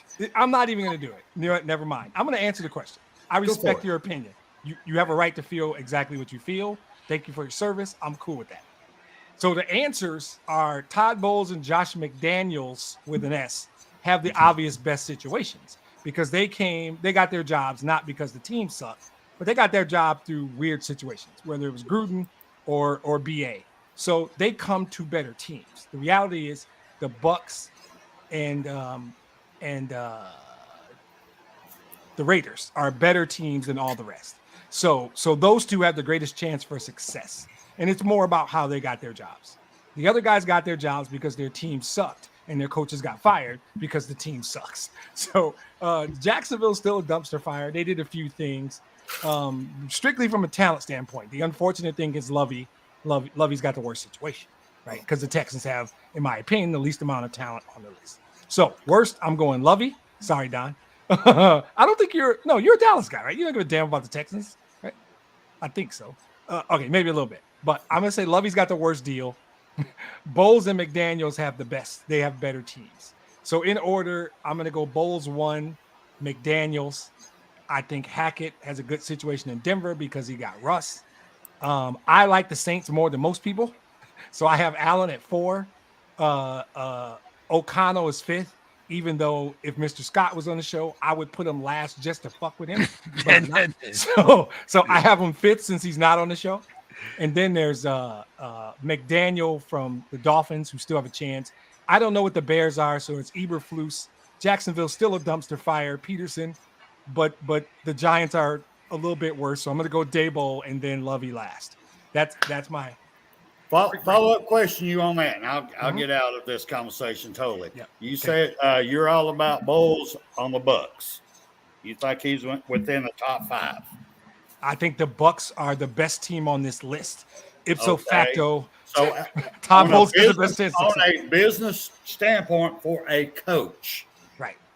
Why would you take a job that your quarterback's the one that's running the league and not you, or running the team? Because you love the game.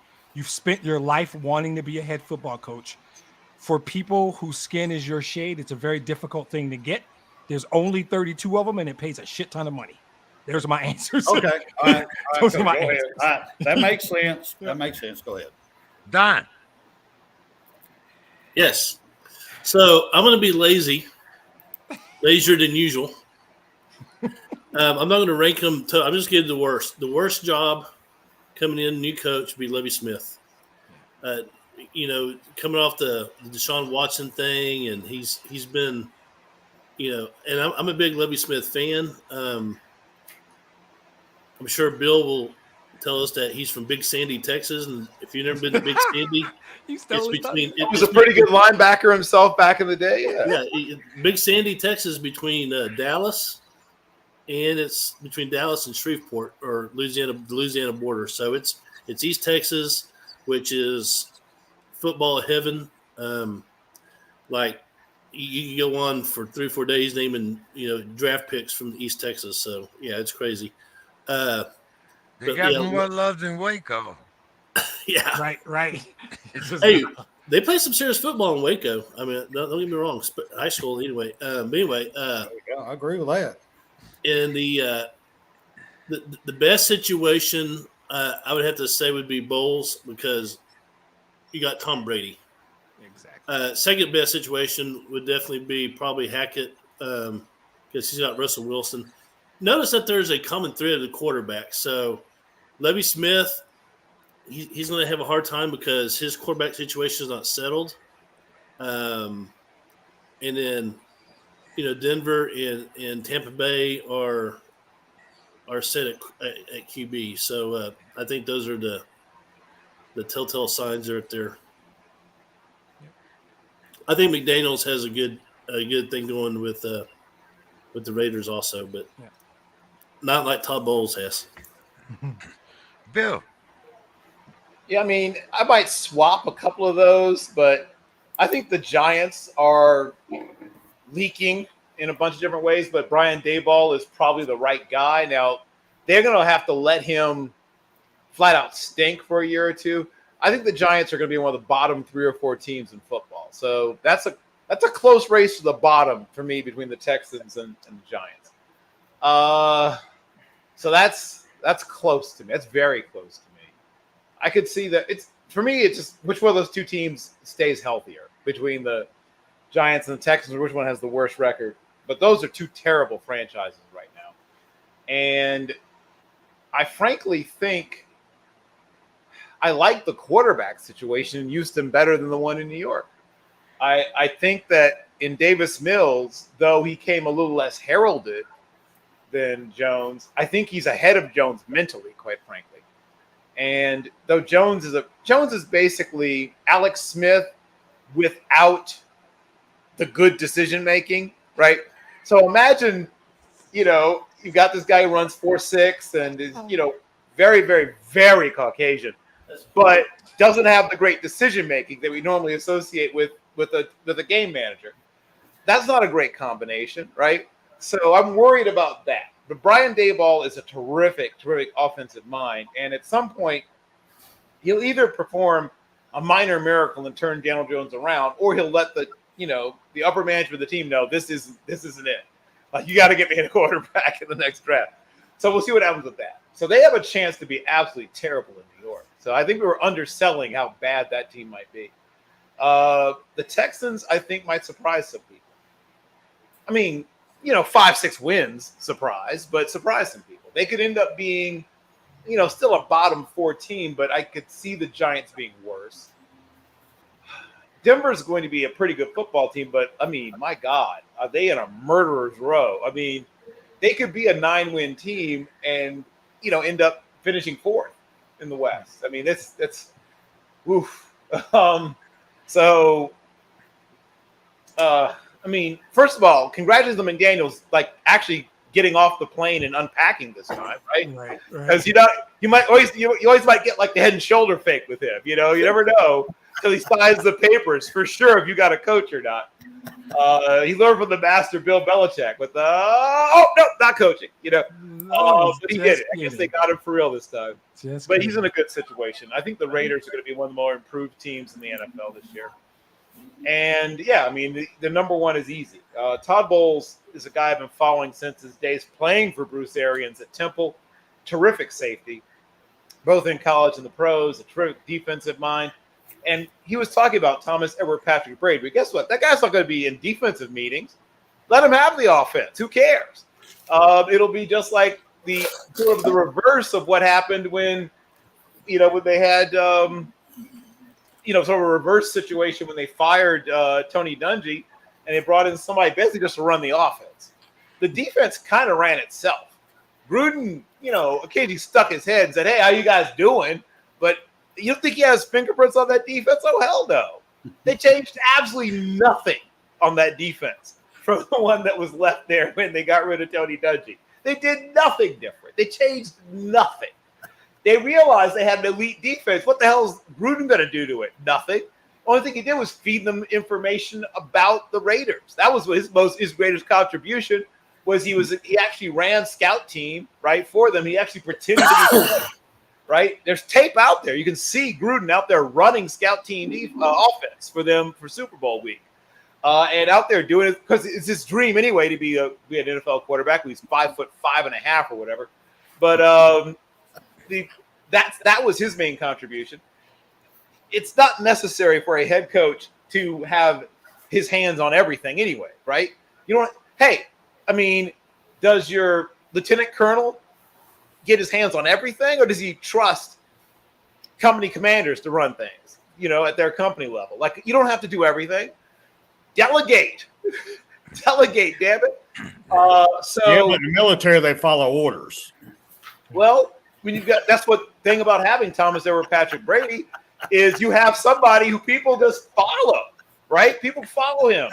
People take less money to play with him. People do all kinds of crazy stuff. So it's a good situation. I still think they end up, not repeating. First of all, repeating is hard, and a lot of things went right for them last year. And they're old at certain positions, including obviously the quarterback. But they're old at some other key positions as well. A lot of things went right for them. I don't think all those things are going right for them this year, but they're still going to be a good football team. So, yeah. What were some of the other ones? Oh, God. Hackett's, like I said, already could have covered them. 9-8, maybe even 10-7, but it's just such a difficult situation they're in. Who else was it you talked about? Eberflus, O'Connell. Oh, Eberflus. That's another, tear it down to the studs, set it on fire, start over from scratch. That team's going to be bad, and they know they're going to be bad. And they don't quite openly admit it, but listen to Ryan Poles and read between the lines. Like, he's flat out telling you, "Oh man, I hated this roster," right? He kind of said, "Oh, oof," and he just spent his time just getting rid of bad contracts, getting rid of people he didn't like. Give him 2 years, right? Give him 2 years. He's a guy that I've admired his work. Before he got here, he did some really good things in Denver. He's going to tear it down. He's going to get rid of a lot of these guys. All the older players are, gone. The ones that aren't gone yet are going to be gone soon. And it's going to be a very young team. It's going to look completely different in 3 years. By 2025, I would expect about 75 to 80% roster turnover. Yeah. So it's not a bad situation because they don't expect to do anything. Yeah, 2025 is going to be too late because the Lions are going to be dominating that division by then. I forgot about that. I did. I forgot. But either way, Eberflus is safe. No matter what happens this year. His first year, he's safe. Right. But I'm saying, no one has any expectations. Right. There's zero expectation for this team. Yeah. So, it's a bad situation, but everyone knows it's a bad situation. Right. It'll be fun. Yeah. Who else was on the list, James? I think that was it. O'Connell and Dennis Allen. Oh, that's another team that's going to be better than people think. The Saints are going to be better than people think. I don't know why people just assume that. I don't either. The winning left town with Sean Payton. Right. No, first of all, it's a very winnable division. Yep. I don't know where people I went back and looked. That's a winnable division. They can win that thing. The Falcons should be slightly better. The Bucks will be not as good. Carolina doesn't have a quarterback. Carolina doesn't have a quarterback. I think that division is totally winnable. Carolina's got problems. They got a few problems. They have a young head coach who's still trying to learn the pro game and is not learning it as quickly as some thought he would. So yeah, they could end up winning that division. I won't be shocked at all if the Saints end up winning that division. Yeah, I did need one thing I need to make note of. Can't fly under the radar. When you say a guy is Alex Smith without the good decision making, that is not a compliment. No, I don't want. That was No, not a compliment. He said it in a nice tone. It was not a compliment. It was not a compliment. Now, maybe that will change. Brian Daboll has been essentially a miracle worker with young quarterbacks. If he can replicate that Daboll magic that he did with Josh Allen, I don't know if that's going to happen again. Daniel Jones. Daniel Jones is not turning into Josh Allen. That's not going to happen. Demetrius, the NFL hearing started today, and they're seeking an indefinite suspension for Deshaun, which should last at least 1 year. What are your thoughts? So I'm going to steal Spencer's thunder before he even gets to do it. He talked earlier about being a businessman, right? Yep. There are times in life where you make business decisions, and no organization protects their brand more than the Shield, right? So this is two things. One is PR. This just has dragged on and made this league look bad. You're talking about hand jobs. That's what we're talking about, right? The league is not down with that. So there's a punitive piece where they were like, you have embarrassed us. Nobody really cares if a single grown man wants to pay for whatever he wants to pay for. Nobody in the real world cares. Nobody in Cleveland, Ohio cares because they gave him $230 million guaranteed dollars, right? So in the real world, Deshaun Watson didn't hurt anybody except for, 28 people or something like that. I don't know enough about it, but for the NFL, it's about the embarrassment. And there's always a PR piece to any NFL story. When you're thinking about something going on in the NFL, look at the PR piece. If you embarrass the Shield, Ray Rice was going to be suspended for 3 games. And then the video surfaced. We ain't seen that dude since. We have not seen that. It's the embarrassment. Second piece, precedent. Legal term. If you ever do this again, if anybody else ever do this again, we dropping the hammer. We want it on the record that if you do this again, we are basically going to try and end your career. They're not getting it. I don't think they're going to get it because I think he's essentially sat out a year. And sometimes you go into negotiations and you go way overboard knowing you're not going to get it. But what they get to say is, we wanted to suspend him for a year. We wanted to punish him. It's PR and it's precedent. That's what that league cares about. They cannot have dudes out here buying sex thinking it's cool because you can't embarrass the league like that. Don't embarrass the league. And if they were to get this ruling in their favor and they suspend them for a year, the precedent is set. You go out and embarrass the league, we drop a hammer on your head. That's what this is about for that league. That's a business. It's a $30+ billion a year business. I ain't got time for this nonsense. What's wrong with you, man? You're an NFL quarterback. What is wrong with you?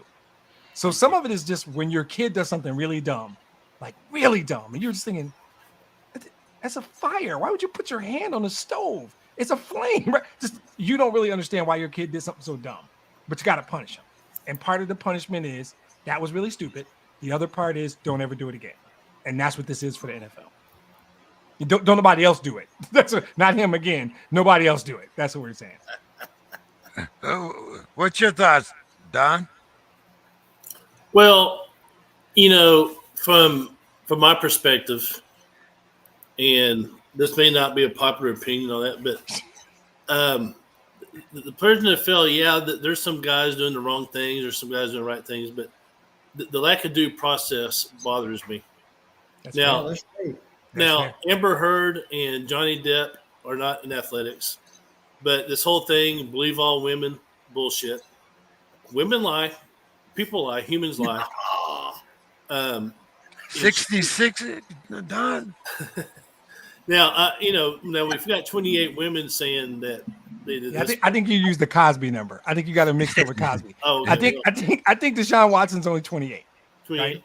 Yeah, That's what I said, right? It was you were right. 20 I'm saying James was it wrong when he quoted it- 66 no, women. no, I think it he was mixed up 20. Deshaun Watson and Bill It Cosby. was 28 that brought the lawsuit, but it was 66 affidavits over 17 weeks. Was it? I think it was. What the hell's he doing? I'm sorry. But there's only 4 still in it, though. Right, right. Everybody else took the But, test. but those are the 4 that are also suing the Texans, saying Okay, that right. they allowed him the atmosphere to do it. Yeah. And I think So, that's the question when you talk about embarrassing the Shield. The fact that they're going after the team. yeah, so that's it. Bothers me at the NFL. A lot of that stuff is just arbitrary. Like Demetrius was talking about Ray White, Rice. Anyway,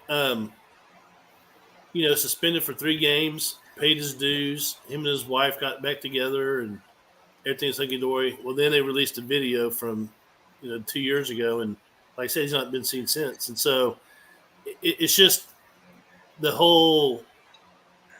We don't like what we saw, so we're going to change your punishment from the suspension to lifetime ban. And I believe in redemption. I believe that people should have a chance to change their lives and get themselves right. I mean, I made a lot of decisions when I was younger that I would never make today. But I just don't like the reaction sometimes of the league. There needs to be like something more written in stone. None of this, well, I'm going to change the rules in midstream and move the goalpost back, as they say. And we have situations where like maybe a woman accused him of doing this, and all the other ones said, "Oh yeah, I can get. How much is he worth? $40 million. I can get $500,000. So yeah, there needs to be a little bit more. The NFL needs to be more proactive about setting a policy and make sure these guys get their due process, and just not let these women run roughshod over them. My opinion. Spencer? Well, I've got several parts on this one. Uh-oh. I have been following this. And it's all right. It's all right. I'm ready. I'm But ready. I am an old man. I do remember the old Tootsie Roll commercials. How many licks does it take to get the center of a man's bank account? I mean, I do remember that. But with that being said, I do agree totally with you have to protect your brand. You have to. That's your future. But sooner or later, I mean, Donald, you was correct. There was a lot of dropped areas that the NFL didn't have the balls enough to make that precedence at the time. Sooner or later, you got a lot of these are young men we're talking about. They got millions of dollars. They think that pedestal they're on is not high enough. They think they can get away with anything. So until the NFL, and I hate it for Deshaun, but if he's the one that they had to make the example out of to go, hey, we ain't doing this no more. This shit stops now. Then it's got to be done. Because if they don't, it's going to continue happening. If somebody don't get hurt in the pocket, it's going to continue happening. I mean, that's my 2 cents on it. Bill, you want to finish that subject, Colin? Don't talk about Tootsie Roll. Yeah, well, a lot to unpack here. Luckily, there is no video, as Demetrius pointed out. If indeed there were a smoking gun, or in this case, maybe not smoking, but whatever the gun was doing in this case, then he would be looking at he's already looking at a very serious situation. So Sue L. Robinson, for those who don't already know, is the person who is in charge of the disciplinary process, former judge, and it's binding arbitration is what they use in these situations. It's mutually agreed upon by both the NFLPA and its membership as well as the NFL. And someone says something about due process. Well, you just like when you and I, right, took that oath, we waived our chance to get normal due process and instead be judged by a military tribunal. It's kind of the same similar situation in that they've waived to some extent their right to normal due process. I mean, they still get it. They still get, right. If they get charged with a crime like Aaron Hernandez, whatever, they still get a chance to get their day in court that way. And just as he did, right? The grand jury ended up deciding not to indict. But there was a whole separate justice system, just like we were part of a whole separate justice system with a whole other set of rules where the deck is kind of stacked against you, right? It's actually, there's the one thing that's kind of in common is that they don't bother with bringing a case unless you've kind of lost already, right? The only question is how badly you're going to lose, basically, right? I mean, there's almost no time you can think of where somebody walks away with nothing, no punishment. Right? I mean, the fact that this is happening means something's coming. So what's in question now is just how hard the hammer is going to drop. That's the only real question. And yes, could it end up being, as was pointed out, double secret probation, as Don said, right? Could it end up being something where they leave it open-ended? Could it end up being a season? Could it end up being, we'll see. Whatever the original determination is, there will be an appeal process, as there always is. And it will go from whatever the original was to something less. The question is how much less, right? That's the only thing that's at question here. I think he gets hit with something fairly historic. If it's not a whole season, I think it will be more than half a season. But I think that's what's going to eventually shake down. It's going to be over. I think for me, it feels like the minimum is about 10 weeks. That's what I feel like. I feel like it's 10 weeks to a whole season. And whatever the original, and once again, it could end up being left open-ended. But whatever the original determination is, it's going to get talked down to something slightly less because that's how this always works. And then whatever the final verdict is, he's going to have to live with that. And it's clear the Browns had a heads up, right? Because they structured his contract, as we talked about previously weeks, it's such a way that it doesn't take much of a hit, and they aren't paying him very much for that first year. And then the real contract begins his second season. And that's when he will really be their starting quarterback. So this is essentially almost like a mulligan year to some extent with him and the Browns' commitment to it. Bill, could this be Tomlin's first losing season? It most certainly could. Now, I've talked about earlier how this team sort of on muscle memory wins games they have no business winning. Could that happen again? I guess. But I'm not wild about this roster. I don't love the secondary. I mean, there's, one top-tier running back, a bunch of number 2 type wide receivers. They don't really have a number 1 in my mind at receiver. They have a number 1 at tight end. I really like a very young, very talented tight end they have. The offensive line is a mishmash between young guys who haven't quite figured it out and old guys who are never going to figure it out. And I really miss Bud Dupree. I mean, I know by now I should be over it, but I was a huge Alvin Bud Dupree fan. And to me, I like Highsmith. I like some of the guys they have, but they don't really have the Robin to Watt's Batman. Maybe they'll develop that guy. Maybe they'll still draft that guy. But that's this defense. I hope I'm wrong, but I feel like the defense is going to take a bit of a step back. The offense will probably be about the same. Whoever it is that ends up being the quarterback will probably be essentially this, probably roughly the same as the ghost of Ben that we had last year playing. And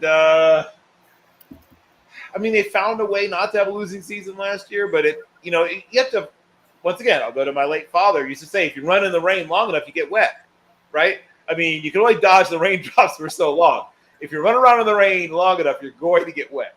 I just have the feeling this might be the season that eventually they get wet. Dimitri, I heard you talk about the Saints. Uh, do you think that the Saints would be interested if Baker or Jimmy G became available? No, because I think they have a better quarterback than probably both of them. I happen to be a Jameis Winston guy. He's my comeback player of the year candidate.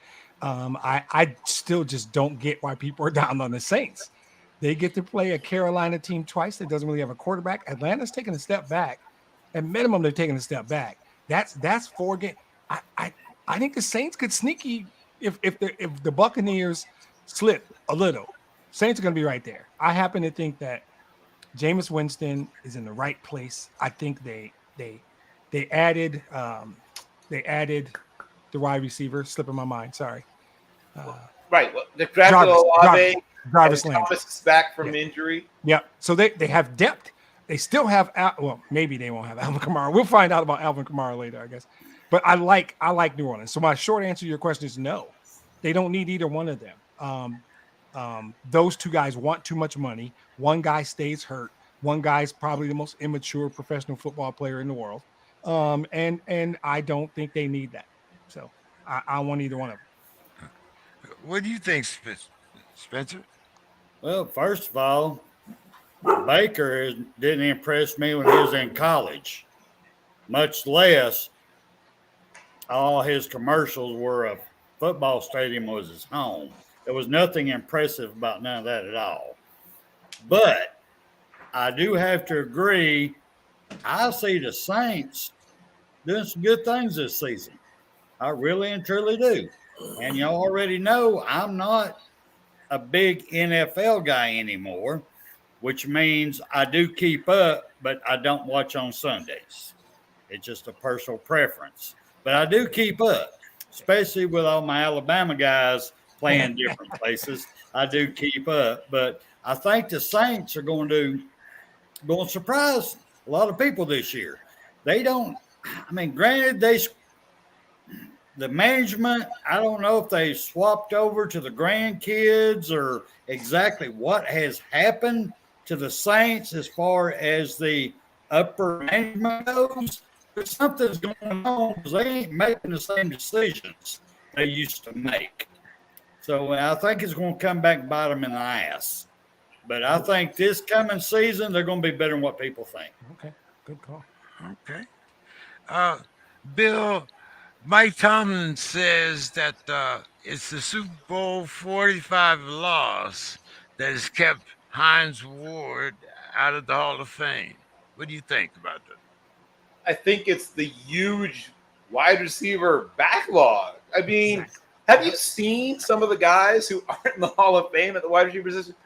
I mean, when you get super bored, just start looking up what guys like Henry Eller did in their careers or Stanley Morgan did in their careers.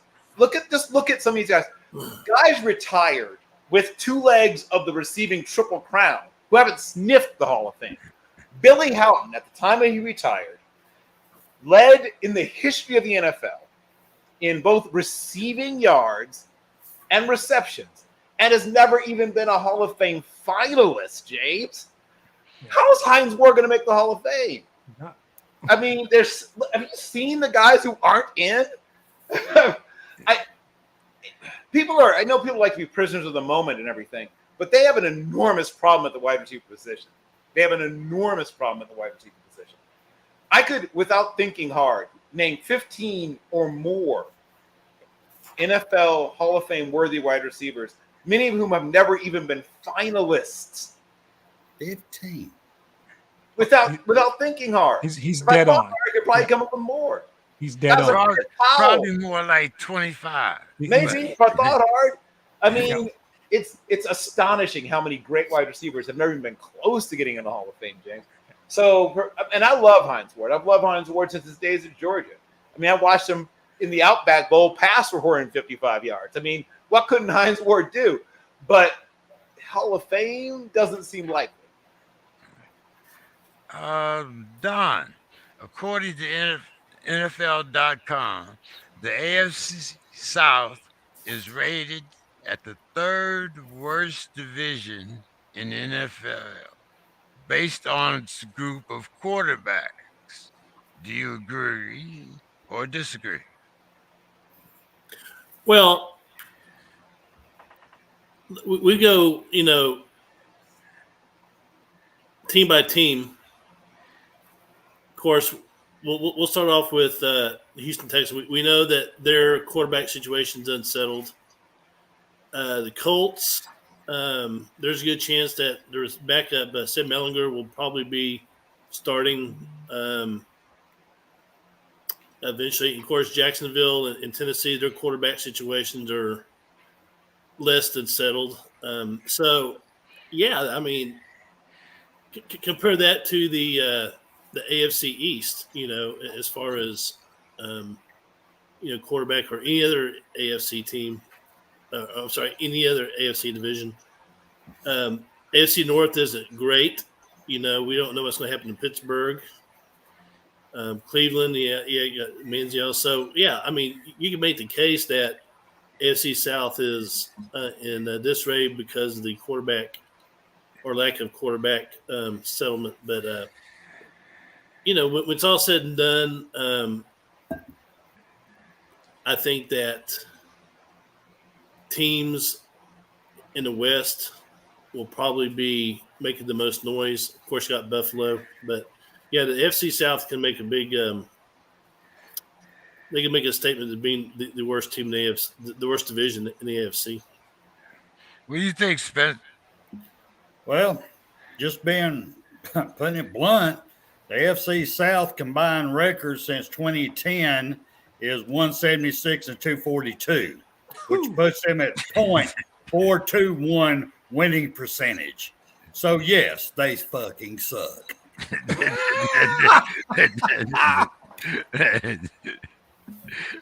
I gotta follow that. Sorry, that's awesome. So he dropped some stats on us, a little knowledge, and then he just wrapped it up in a bow and put some icing on top and said, "Pow!" So here's the thing: it's really simple. There's no great quarterback in the division.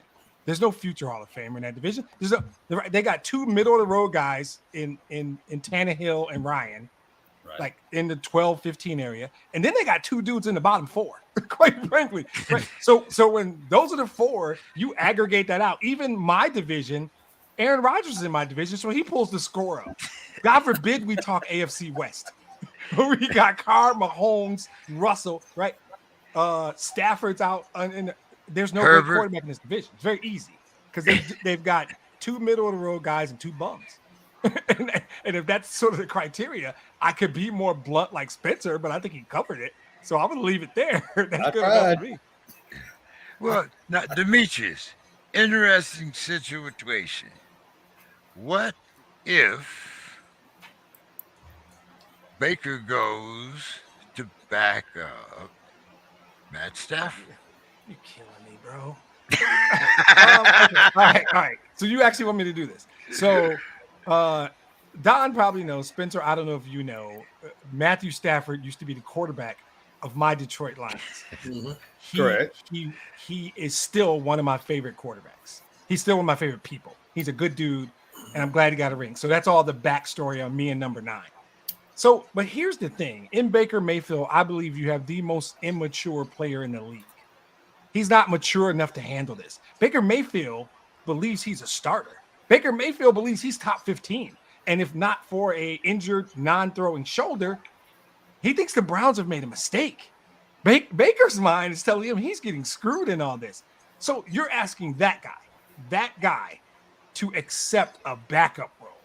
Now, Baker thinks he's going to go to Seattle or Carolina and start, and he's going to get up every day and work his ass off and prove the Browns wrong. That's what motivates this kid. He's not trying to go be anybody's backup. It would be a smart move. He'd probably get a ring. He would learn a lot playing with Stafford.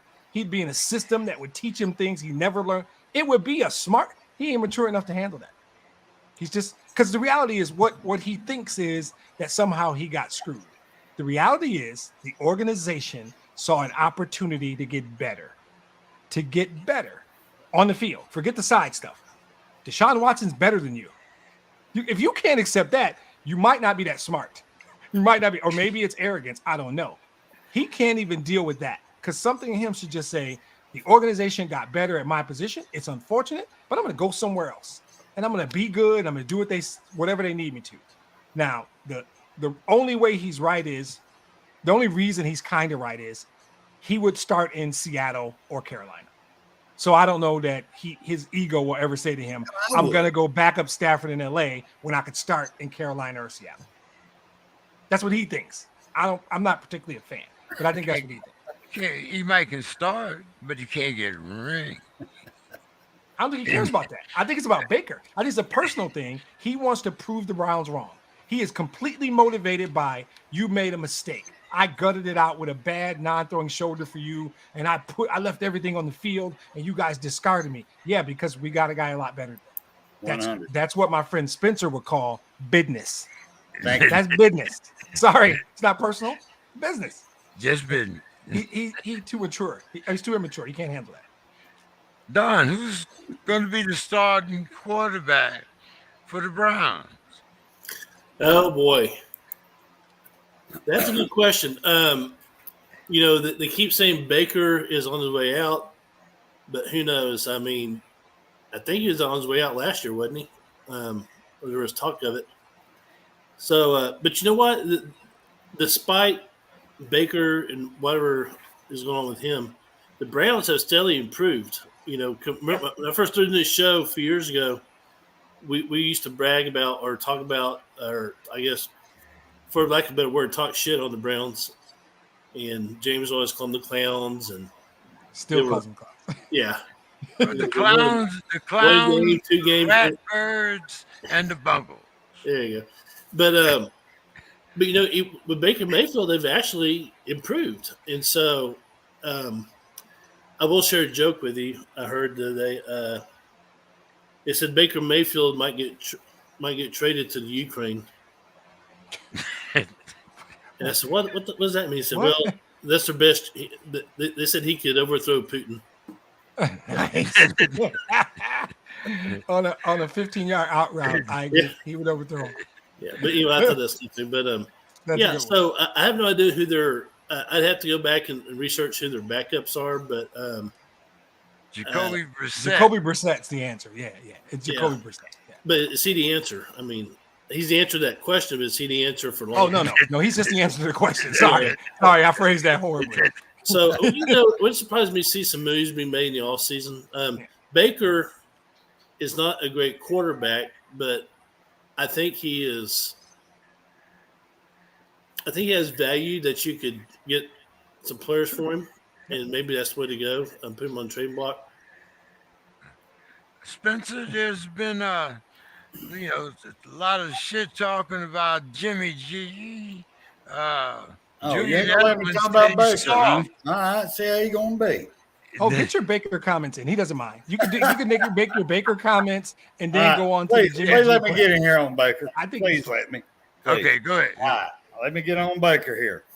Bottom line is Baker thinks he got pumped when you don't realize he's really the bitch. Oh. That's the problem he's got going on right now. Yeah, okay. Yeah. Now, he would make a team a great backup quarterback. He can do rest of his career riding that pine until somebody gets hurt or somebody's got to go take a piss, go in and do something. He would make that kind of good quarterback. I mean, he has some talent to be a good backup, but he ain't the lead for no team, period. And that's my opinion. I'll leave it there. Now, you want me to go to Mr. G here? Yeah, his teammates said he was soft. Well, that is not actually. They said he was a bitch, is what they said. Well, yeah, I mean, nobody actually used the word soft. Pretty much is what, that's what I read. I mean, that's being blunt. That's exactly what they said on that one. I think Edelman called him soft before he called him a bitch. Yeah, Bennett called him a bitch, and then Edelman co-signed and called him soft. Yeah. All right. This is way I'm just going to cut to the chase on this. Pretty simple. The man makes a lot of money. He's got access to the best doctors in the world. How come he cannot find out what his sperm count is? He should know when it's high. Don't be doing nothing. Okay, I'm low. I can do something now. I mean, I don't get it. It's pretty damn obvious. It ain't a.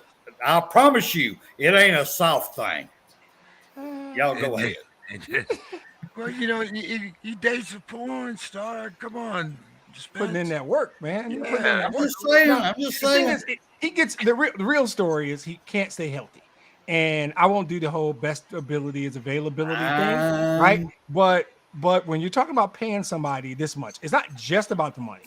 It is certainly about the money, but it is your teammates have to trust that you are willing. There's at least 3 military guys on here that you're gonna go to battle with them. They thank view this as going to battle, and yes. what Martellus, or yeah, I think it was Yeah, Martellus. Martellus. Martellus Bennett said was he didn't go to battle with us. We needed him to go to battle, and he didn't go to battle. You can never overcome this. I don't know who trades for Jimmy Garoppolo. You can't overcome this.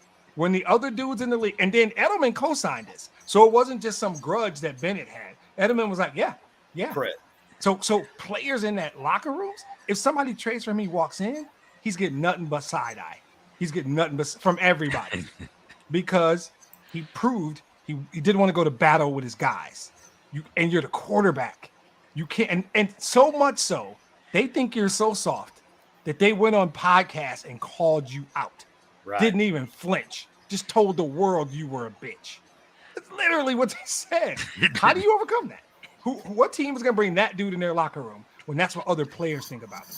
That's a tough one. I wouldn't want to be around him. I wouldn't want him on my, and I certainly am not going to pay him. I would want to have a drink with him at a bar. What are you talking starting about? NFL quarterback type money, and you don't want to go to battle? No thanks. I'm going to pass on that. Bill, give us your final thoughts on the Jimmy G. So, as mentioned once before, I'm probably the only one saw him play in high school.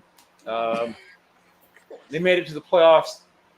He had been a linebacker, believe it or not, up until a couple of games in his junior year, and then obviously was starting quarterback his whole senior year.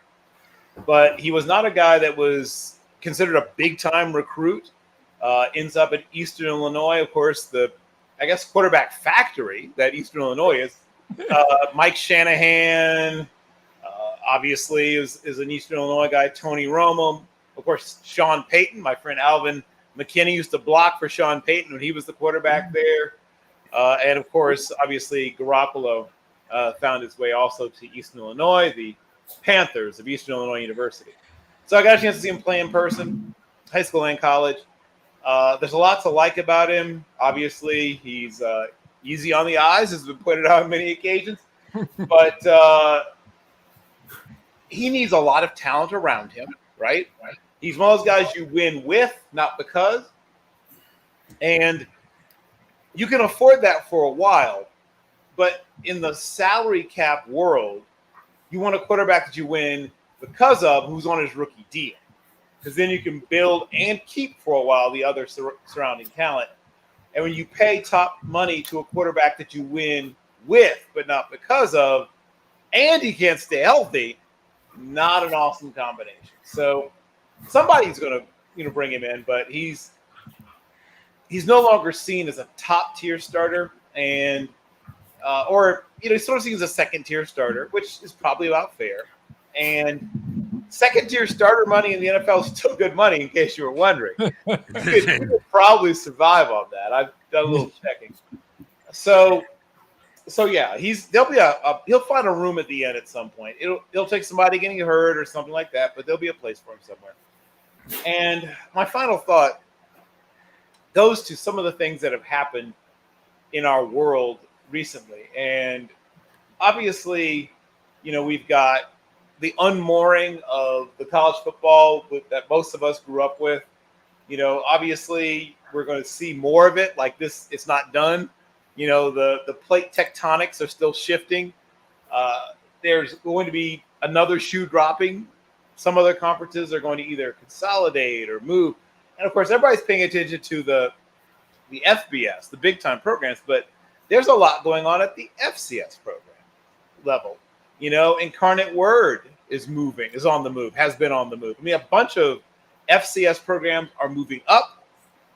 And then we had a couple years ago, Idaho going the other direction, right? Idaho went up a few years ago to FBS discovered, oh, I mean, they actually, ironically, they made a bowl game the year before they decided to reclassify back to FCS. And they had Shermer. Fritz Shermer's kid was their quarterback. But there's a lot going on at every level of college football. And when you add to it the extra level that NIL creates, there's going to be, the stakes are high.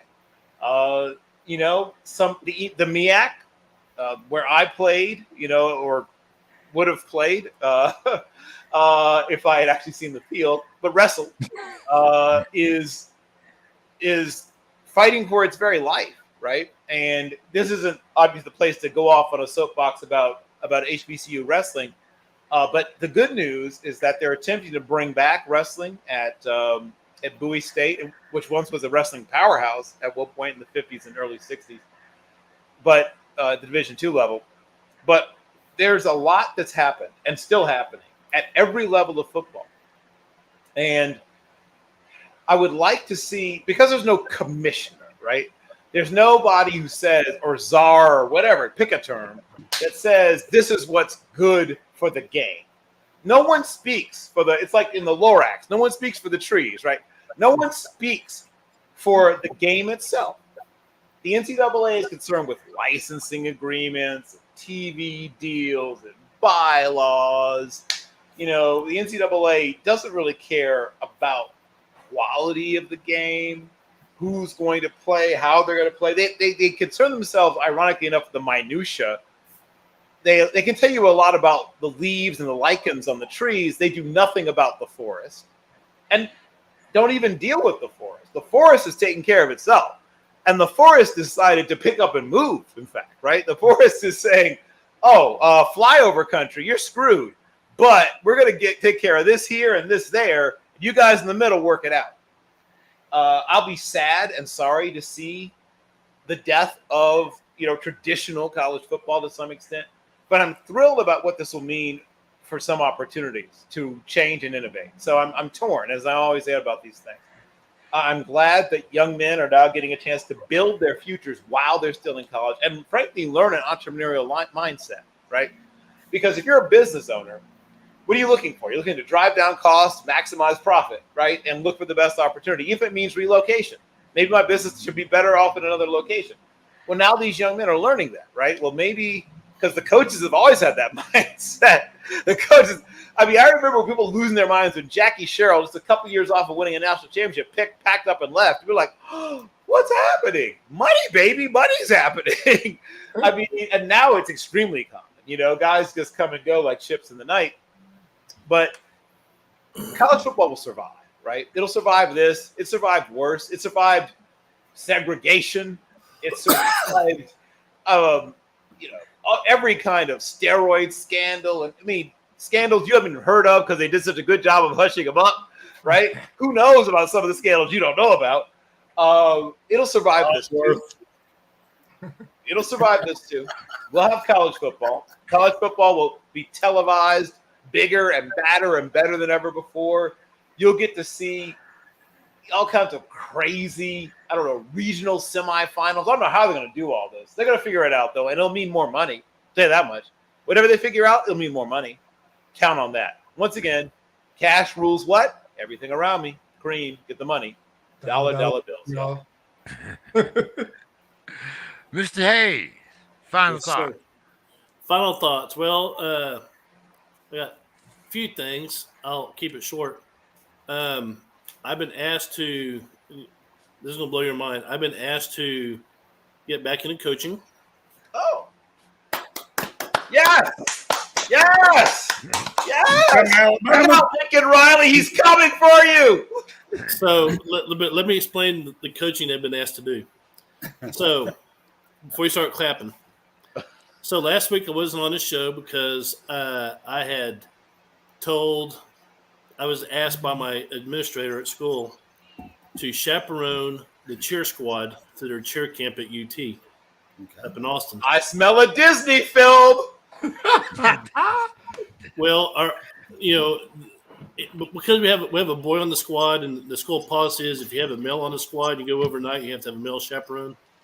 even though this guy is really. Don't do it. Don't do it, Don. We get it. Don't do it. Don't do it. Don't do it. Let's just Keep say going, he's not a threat to the girls on this one. Oh. So I'll keep it there. Anyway, good It's kid. both Anyway, a different way. so our girls were doing these stunts and all that, and the cheer coach was alarmed because they have no upper body strength. And so I opened my big mouth. I said, I know some things we can do in the weight room to fix that. So they want me to be the strength and conditioning. Yes! I back the Absolutely applause. Man. Dribble offensive lineman in Texas. Opportunity Because to the cheer coach street, we are taking this to Disney, Don. Yes, We are absolutely. taking this. I will write the screenplay. Changing the lives of young Brian Doyle Murray. Almost, I'm still going to that for you. In fact, I'll Was that the Rock movie with the cheerleaders? No. The Stern guy. What's? Oh my goodness. So I get to start on July 19th Nice. in our weight room, and I'm gonna. They're gonna wish I hadn't been there because I'm gonna put them through. I mean, I'm not. Changing the lives of young people, Don Hayes. Yeah. I'm working on a title. I have some ideas. Yeah. Congratulations, bro. That's good stuff. Thank you. It's not paid. I'm doing it voluntarily. I'm still going to do our live stream for our high school football. So that's good. The other thing has nothing to do with athletics, but saddened 2 days ago, the last Medal of Honor winner from World War II, Herschel Williams. I think he was like 19 years old at Iwo Jima, operated a flamethrower. He passed away. Yes. Growing up with my grandfather and his brothers, they all served in World War II. Man, And I would you just sit there and listen to them talk about things that they would not discuss with their children, but for some reason they discussed with their grandchildren. Yep. I'm sure there's a psychological thing, but I sat there and I thought about all the veterans that I grew up with. My next door neighbor in Midland had survived the Bataan Death March, and so. And here I am now. I'm 54 years old, and that generation just passed on, guys. And so, it's kind of there's a finality to that's kind of sad because I'm very pro military and I love military history. That's just my thing. And so, Godspeed, Herschel Williams, and thanks for your service. Let's see. Spencer, you want to give us your 5 thoughts? Actually, I've got a lot, but we only got so much time. But I want to say off the get-go, Donald, me and you need to get together sometime after this show because on the show that I'm normally on, that I'm fortunate enough to be a part of, we do a dedication at the beginning of every show to veterans and first responders. So I would like to hear some of your stories because I would love to dedicate some shows to some of the memories that you have. So if any way we can hook up, please let's do because I love sharing any of it. But with that being said, also, I love all y'all. If any of y'all ever want to come on, we're at Eastern time. If y'all want to come on, be a guest on the show, we would love to have you. Granted, you come in and ditch on Alabama all you want. We are going to be called Tuesday night. The 4 horsemen of Alabama football, and it's 4 old men who just tell it like it is. We remember the Bear Bryant days and all the way up, and we just tell it like it is. We love Saban, but when he screws up, we call him out. That's just what we do. And it is blunt, as you can tell, it is blunt. So feel free. I mean, we put these signs up during the show. So I would love to have anybody would be willing. We'd love to have you, but thank y'all so much. I've enjoyed it. But I do have one quick question, Bill, if you don't mind, since you're all about the how people dress. What did you think about the turtleneck at the Heisman Award with Bryce Young? Good thing, bad thing. Bring it back 60s what? So it's clear to me two things. One, yeah, Bryce has clearly seen some, some stuff from the past. Right. Maybe he's watched a few, In Like Flint, Our Man from Havana, Right. maybe some James Right. Coburn movies from the early 1970s. Maybe he has an Isaac Hayes poster somewhere. It's clear that he has a certain, old soul, maybe. Oh, man. And also he's aware that he is a slender man. He's, he does not ripped. He's not huge. He knows that he has to dress in a certain way, to accentuate his somewhat lithe physique. So I think that probably, played into it as well. Very nice. Very nice. I like that. He knows what he. Have you seen him play basketball though? The kid is a terrific basketball player. Tremendous basketball player. If it weren't for the fact that Saban doesn't believe in two-sport athletes, he'd probably be able to probably could play basketball at Alabama as well. Well, I got to disagree with that. We got several that's doing two and a couple of them 3 sports. That's beside the point. We'll talk about that on a later show. Yeah, in the old days. You don't think I know rhinestones? Yeah. In the Really old days. Rhinestones. Yeah. In the old days, you could do A that. little diamond up on the collar, nothing like that. Yeah. No, I thought he realized, like I said, what looks good on it. He did some things there. And unlike some of the other examples we talked about, I think he carried it off. He got away with it. Like it was something where you walked away and you thought, oh yeah, I could, yeah. And you could wear that. Like he wore it and it looked like something he would wear. It made it look good. Some of these guys are wearing stuff that this isn't something you would wear. You know what I mean? Like some of these guys are wearing things. Don't put his head in a turtleneck. Right. I mean, some of these guys are wearing things that you knew somebody had talked them into. Clearly, somebody had talked them into. Not him. This is something he would wear. You could see Bryce wearing this. If Bryce was going to a nice, club or, something, maybe a graduation party for his girlfriend or whatever, he might wear that. Bring us on, Demetrius. Yeah, so I often like to do this whole let's play a game of who am I talking about, right? And Bill figures it out in about 4 seconds, and James, you're going to figure this one out even faster, probably. But I like the concept and the word redemption, right? I like it. The true sense is deliverance of Christians from sin, and I myself like to feel like I'm a part of that. I wasn't always the polished, incredible person I am now.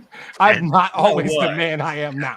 Right? We've all gone through things. We have regrets. We have things we wish you could do over and all that, but it sort of brings you there. So today we're celebrating a birthday of someone who strikes me as potentially the greatest redemption story of all time. There's still work to do.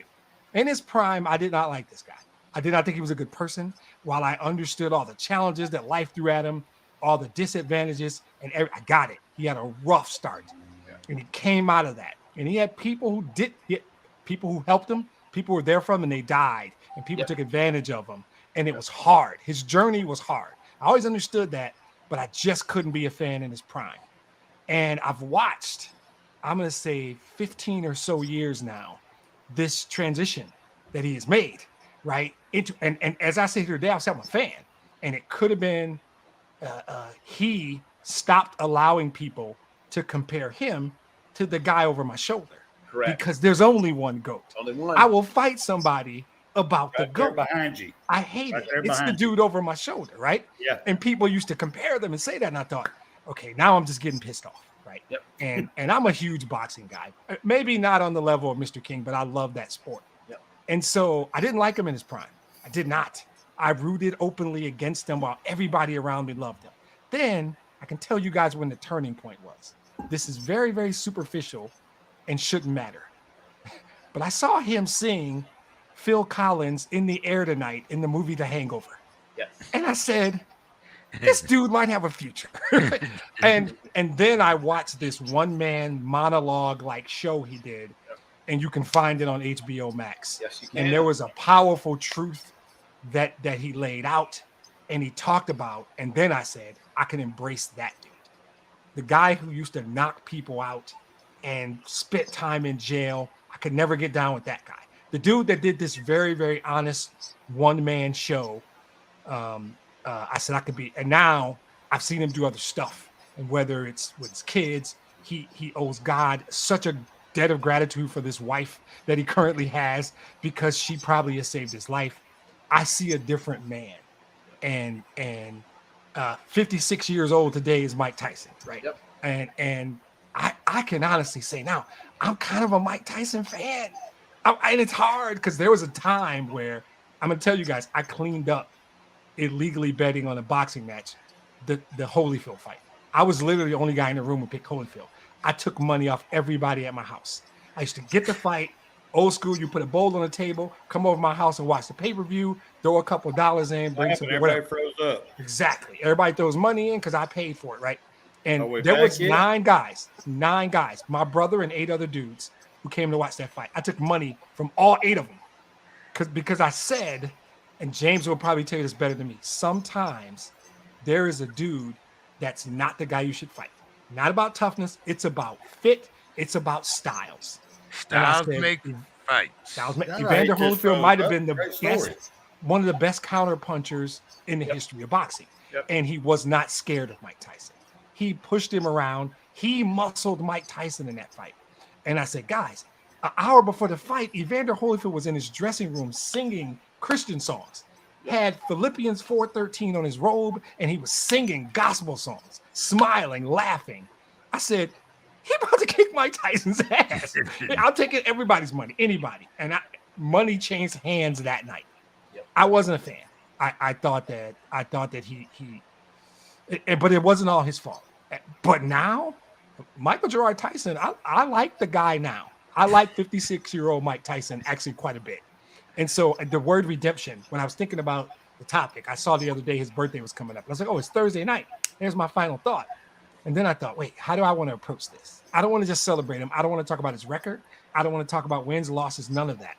And then yesterday morning, the word redemption came to my mind. And I thought, I remember seeing him in The Hangover and thinking, that's a funny dude. That's a great. And I was like, I've liked him ever since. So happy birthday to Mike Tyson is my final thoughts. Well, now, are you ready to go smoke a blunt with Mike? But it's legal, right? It's legal. Yeah, He's a businessman. He's approaching. He's not doing anything on the table. No. Yeah, I love that. And right? he's active in the business. Exactly. He's doing it the way it can be done legally, and I have no problem with that. I hope he gets rich selling weed, fixing glaucoma, solving glaucoma, one joint at a time. There you go.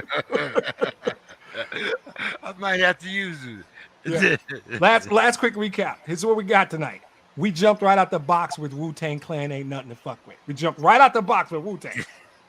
We got the Book of Revelations and a couple other really nice gems tonight. I'm gonna say solid podcast tonight, guys. I did not get my Ranger Hayes fix. He must be asleep already. I don't know what the hell's going on. He's tired. Okay, because I heard Spencer's dog and I got excited.